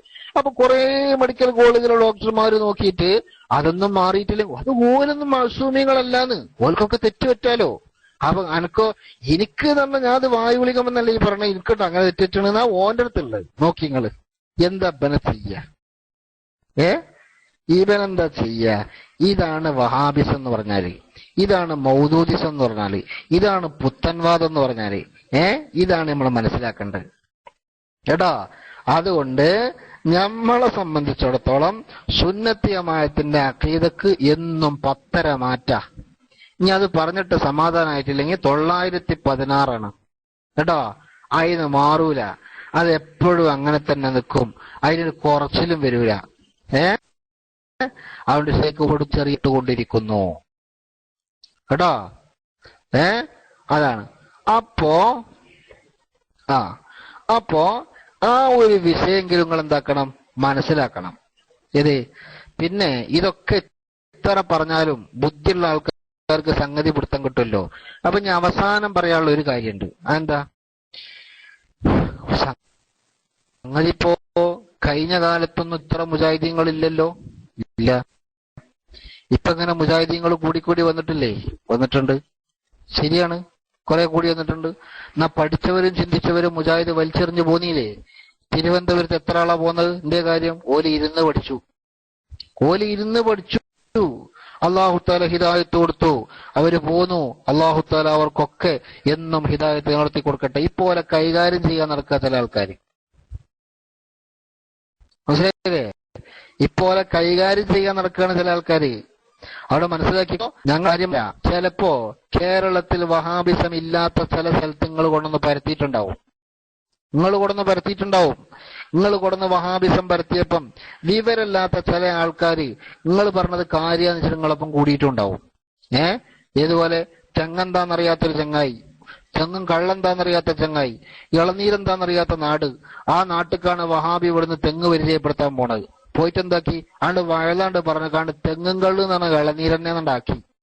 കുറെ ആൾക്കാര് ശരിയാ കേട്ടോ എന്നും പറഞ്ഞ അതിനായി അതാക്കി. ഇപ്പൊ നോക്കുമ്പോ എന്താ, വഹാബിസത്ത് കുറെ ആണ്. തലണ്ട് തടവിട്ട് ഇടുക്കല് ചെവിക്കൊരു തോണ്ടുകൊണ്ടേതി. അവിടെ ഒരു ആദായം കിട്ടി. അവിടെ ഒരു ആദായം. അപ്പൊ ഉളുവിന്റെ അവിടെ കാര്യമായൊരു ആദായമാണ് ഇപ്പൊ കിട്ടിയത്. പിന്നെ സോക്സ് തടവ, അത് വേറെ. ഉളുവിന്റെ അവിടെ വേറൊരു ആദായ. സോക്സും അങ്ങനെ തോണ്ടിയാല് 2 തോണ്ടലുകൊണ്ട് ഉളു കഴിഞ്ഞോളും. അത് കഴിഞ്ഞ് ഇനിയിപ്പോ ഉളുവൊക്കെ എടുത്ത് ഇങ്ങനെ നിൽക്കുന്ന നേരത്താണ്, പെരേന്ന് ഉളു എടുത്ത് ഇങ്ങനെ ഇറങ്ങണ നേരത്താണ് പെണ്ണുങ്ങൾ ഇങ്ങനെ വാദിക്കും. പെൺകെട്ട് നാളെ എന്ന് പറഞ്ഞാൽ ഒന്നാണ് കെട്ടിപ്പിടിച്ചാലും ഉളുട്ട് പോവില്ല. അതതിലും വലിയ സുഖ. അതിലും വലിയ സുഖാണ്. ഒതു ഉണ്ടായി കിട്ടിയാലോ അല്ലാ, അതിന്റെ ഇടങ്ങേറ് പറയണ്ട. ഒതുവറ്റ് ഉണ്ടായി കിട്ടിക്കുകയാണെങ്കിൽ നമ്മളെ കുട്ടികള് ഉണ്ടല്ലോ, ഈ പിന്നെ ഈ കല്ലെടുത്ത് കുത്തി പൊട്ടിക്കണ്. അതേമാതിരി എന്തെങ്കിലും സാധനമൊക്കെ കല്ലെടുത്ത് കുത്തി പൊട്ടിക്കണ, കല്ലെടുത്ത് കുത്തി പൊട്ടിച്ചെങ്കിലേ ഒതു അറിയുള്ളൂ. അല്ലെങ്കിൽ അന്ന് മുറിഞ്ഞിട്ടുള്ളൊരു പണി എന്താ? അപ്പൊ പിന്നെ നല്ല സുഖാണ്. പമ്പറന്നോളം തൊട്ടിട്ട് പള്ളിയിൽ പോയാലും ഒരു പ്രശ്നമില്ല. ഇനി പോണ പോക്കില് ഇപ്പൊ കഴിഞ്ഞ ആഴ്ച കല്യാണം കഴിഞ്ഞല്ലേ, പെരേന്ന് ഇങ്ങനെ ഒറ്റക്കിറങ്ങി പോകാന് എന്തോ ഒരു വിഷമം അങ്ങനെ ഉള്ളിലിങ്ങനെ ഉണ്ട്. അപ്പൊ പിന്നെ എങ്ങനെ ഇപ്പൊ പള്ളിക്കൊക്കെ പോകാം? ഒരു പ്രശ്നമില്ല. പമ്പറന്നോളം കൂട്ടിക്കോ. എന്തോരാദായങ്ങള്. നിസ്കരിക്കാൻ വേണ്ടി പള്ളിയിൽ പോയാൽ ആദായം, ഓതെടുത്തിട്ട് പിന്നെ ഒന്ന് തൊട്ടാലും പ്രശ്നമല്ല. അള്ളാന്റെ റസൂൽ ഓതെടുത്തിട്ട് ചുംബിച്ചിക്കണെന്നാ പോലും പറഞ്ഞു. അതുകൊണ്ട് ഇപ്പൊ അതന്നെ നടന്നാലും ഒരു വിഷയമല്ല. പിന്നെ ഇപ്പൊ സലാം സുല്ലമിന്റെ ഒപ്പം കൂടിയാല്, മടവൂരികളൊപ്പം കൂടിയ കുറച്ചും കൂടി ആദായമുണ്ട്. അങ്ങനെ ചുംബിച്ചപ്പോഴോ അല്ലെങ്കിൽ എന്തെങ്കിലും ഒന്ന് ചെയ്തപ്പോ കുറച്ചൊക്കെ മനീയ് പുറത്തേക്ക് പോന്നാലും കുളിക്കണ്ടെന്നാണ് സലാം സുല്ലമിന്റെ ഫത്വ. അത് ശരി, അങ്ങനുണ്ടോ? ആ ഫത്വേ മൗലവിക്ക് നടക്കുള്ളൂ. കാരണം എന്താ, 24 മണിക്കൂറിനുള്ളിൽ തിരിച്ചേൽപ്പിക്കണ കോലത്തില് ബൈക്കുമ്പോ കൊണ്ടുപോയാൽ തിരക്കടില്ല, അന്യ പെണ്ണിനെന്ന് ഫത്വ കൊടുക്കുമ്പോ ആ കൂട്ടത്തിൽ ഇഫത്തിലും കൊടുത്തിട്ടില്ലെങ്കിൽ എല്ലായിടത്തും കുളം കുഴിച്ചേക്കേണ്ടി വരില്ലേ? ബുദ്ധിമുട്ടല്ലേ? അല്ലേ? അങ്ങനല്ലേ? അങ്ങനെയുള്ള മൗലവിന്റെ ഫത്വ അന്യ പെണ്ണിനെ വണ്ടിമ കൊണ്ടുപോകാൻ പറ്റുമെന്ന് ചോദ്യം. അതെന്താ സലാം സുല്ലമി പറഞ്ഞു, അന്യ പെണ്ണിനെ ബൈക്കുമ്പോ കൊണ്ടുവരുന്ന വിരോധമൊന്നുമില്ല, എന്ത് ചെയ്താൽ മതി, 24 മണിക്കൂറിന് മുമ്പ് തിരിച്ചേൽപ്പിച്ചാൽ മതിയെന്ന.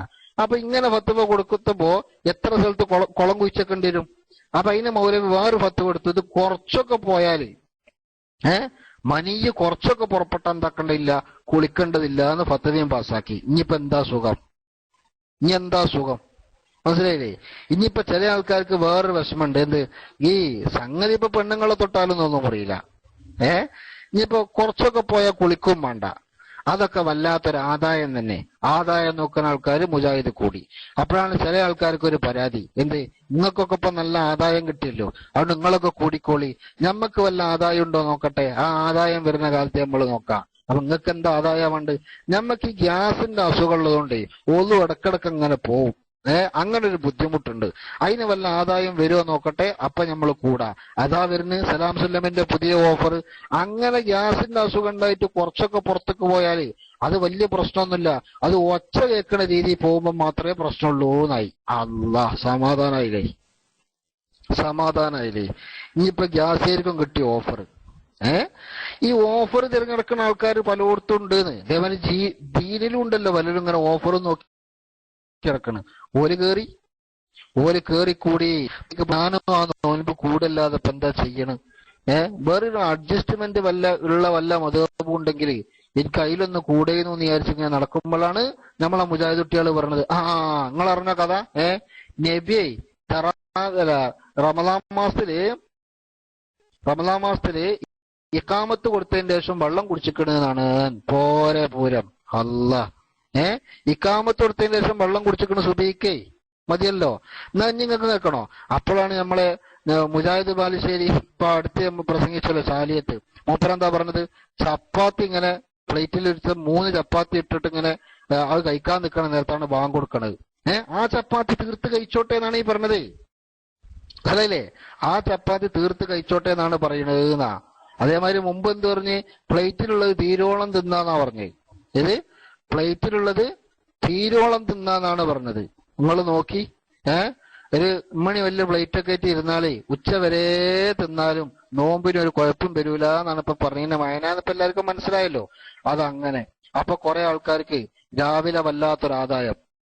രാവിലത്തെ ആദായം ഈ ഇഖാമത്ത് കൊടുത്താലും ബാങ്ക് കൊടുത്താലും ശരി, ഇനി നമ്മൾ ചപ്പാത്തി തിന്നും വെള്ളം കുടിക്കും, യാതൊരു പ്രശ്നമില്ല.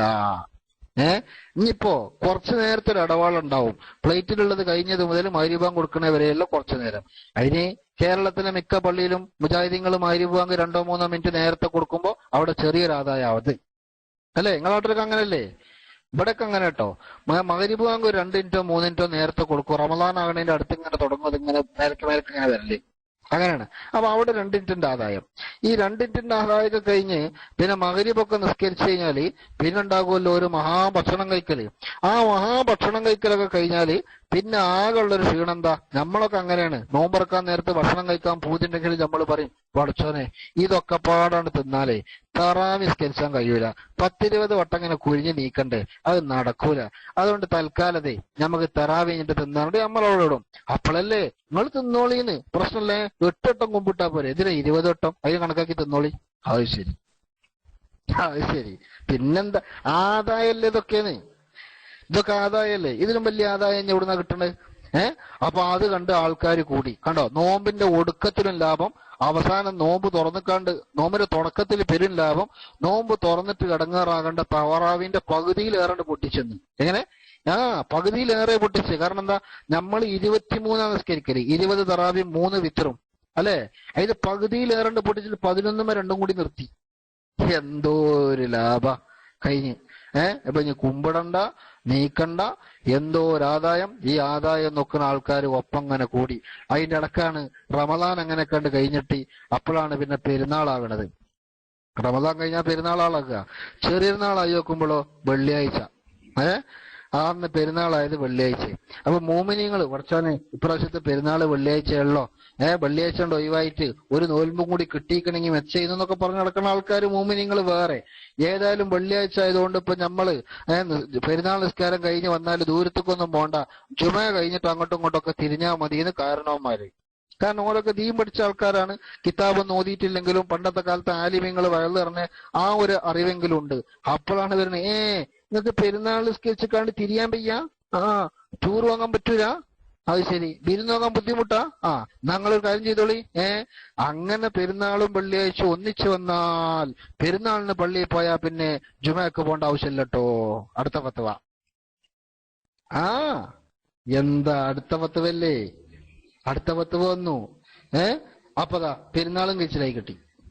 എന്തൊക്കെ കഴിച്ചിലായത്? നിസ്കാരം കഴിച്ചിലായി, നോമ്പ് കഴിച്ചിലായി, ഇപ്പൊ പെരുന്നാളും കഴിച്ചിലായി കിട്ടി. ഇതൊക്കെ കഴിച്ചിലായി ഇങ്ങനെ നിൽക്കണതിന്റെ ഇടക്കാണ് പഠിച്ചോനെ ബാപ്പാക്ക് തീരെ സുഖല്ല, ആസ്പത്രിയിൽ അഡ്മിറ്റാന്നും പറഞ്ഞു വരുന്നേ. ബാപ്പാക്ക് സുഖല്ല, ആസ്പത്രിയിൽ അഡ്മിറ്റാണ്. ഇനി എന്താ ചെയ്യ? ഒന്നും ചെയ്യണ്ട, മന്ത്രിക്കാൻ പാടില്ല, റുക്കിയ സെറയ്യ പറ്റുള്ളൂ. എന്താ പറഞ്ഞ്? മന്ത്രിക്കാനൊന്നും പാടില്ല, പിന്നെന്താ പറ്റുക? റുക്കിയ സെറയ്യാണെങ്കിൽ കുഴപ്പമില്ല. അത് ശരി, അതെന്താ സാധനം? അത് വേറൊരു സാധന, മനസ്സിലായില്ലേ? അതങ്ങനെ ഏതായാലും അത് കുറെ അങ്ങനെ മുന്നോട്ട് പോയി. അവസാനം ബാപ്പ മരിക്കുകയാണ്. ബാപ്പ മരിക്കാൻ നേരത്ത് മക്കളൊക്കെ ചുറ്റും കൂടി ഇങ്ങനെ നിൽക്കുക. പക്ഷെ ഏതെങ്കിലും മക്കള് ഖുർആൻ ഓതുകയാണെങ്കിൽ കേട്ടിട്ട് മരിക്കുന്നു ബാപ്പാക്കൊരു പൂതി. അല്ലാ, ഖുർആൻ ഓതാൻ പാടില്ല. മരിച്ച വാപ്പാനെ കാണാൻ വേണ്ടി ആൾക്കാരിങ്ങനെ വരുമ്പോ ആദായാണല്ലോ. സുന്നിയാണ് വാപ്പ, മക്കളും സുന്നിയാണെങ്കിൽ വാപ്പ മരിച്ചാൽ അവിടെ ഇരുന്ന് ഖുർആൻ ഓതണം. വരുന്ന ആൾക്കാരൊക്കെ അവിടെ ഇരുന്ന് ഓതും, അവർക്ക് സൗകര്യം ചെയ്തു കൊടുക്കണം. അതിന് ചിലപ്പോ എല്ലാ വരയിലും മുസേഫ് ഉണ്ടാവില്ല, അടുത്ത വരയെ പോയിട്ട് മുസേഫ് കൂടെ കൊടുന്നെക്കണം. അങ്ങനെ വരുന്ന ആൾക്കാർക്ക് ഇരിക്കാനുള്ള സൗകര്യം ചെയ്തു കൊടുക്കണം. വഹാബി ആണെങ്കിലോ ഒരു മാതൃഭൂമി മതി. അല്ലാ, എന്തോരാദായാണ്. ഒരു മാതൃഭൂമി അവിടെ കൊടുന്നെച്ചാല് അതിന് 10-14 പേജ് ഉണ്ടാവുമല്ലോ. ഓരോ പേജ് ഓരോരുത്തരും വലിച്ചങ്ങനെ എടുത്ത് വായിച്ചോളും. ഇവൻ അങ്ങനെ യാതൊരു പണിയില്ല. മരിച്ചെടുക്കണ വാപ്പാനെ കൊണ്ട് പിന്നെ ഒരു ശല്യം ഉണ്ടാവില്ലല്ലോ. മൂപ്പരങ്ങനെ അനങ്ങാതെ നീണ്ടു നിവർന്ന് അവിടെ കടന്നും ചെയ്തോളും. അപ്പൊ വന്നോനെ കൊണ്ടും ശല്യമില്ല, കിടക്കണ വാപ്പാനെ കൊണ്ടും ശല്യമില്ല. വഹാബിയായി കിട്ടിയതുകൊണ്ട് മോൻ ഇങ്ങനെ നിവർന്ന് വിശ്രമിച്ച് നിൽക്കാം. കണ്ടോ, യാതൊരു പ്രയാസമില്ല. പിന്നെ വഹാബിയാകാതെക്കോ? ഏതോ ആവട്ടെ. ഇനി വാപ്പാന്റെ കുളിപ്പിക്കലൊക്കെ കഴിഞ്ഞ് നിക്കാലൊക്കെ കഴിഞ്ഞ് പള്ളിക്കൊക്കെ കബറടക്കാൻ വേണ്ടി പള്ളിക്കാട്ടൊക്കെ കൊണ്ടുപോകാണല്ലോ.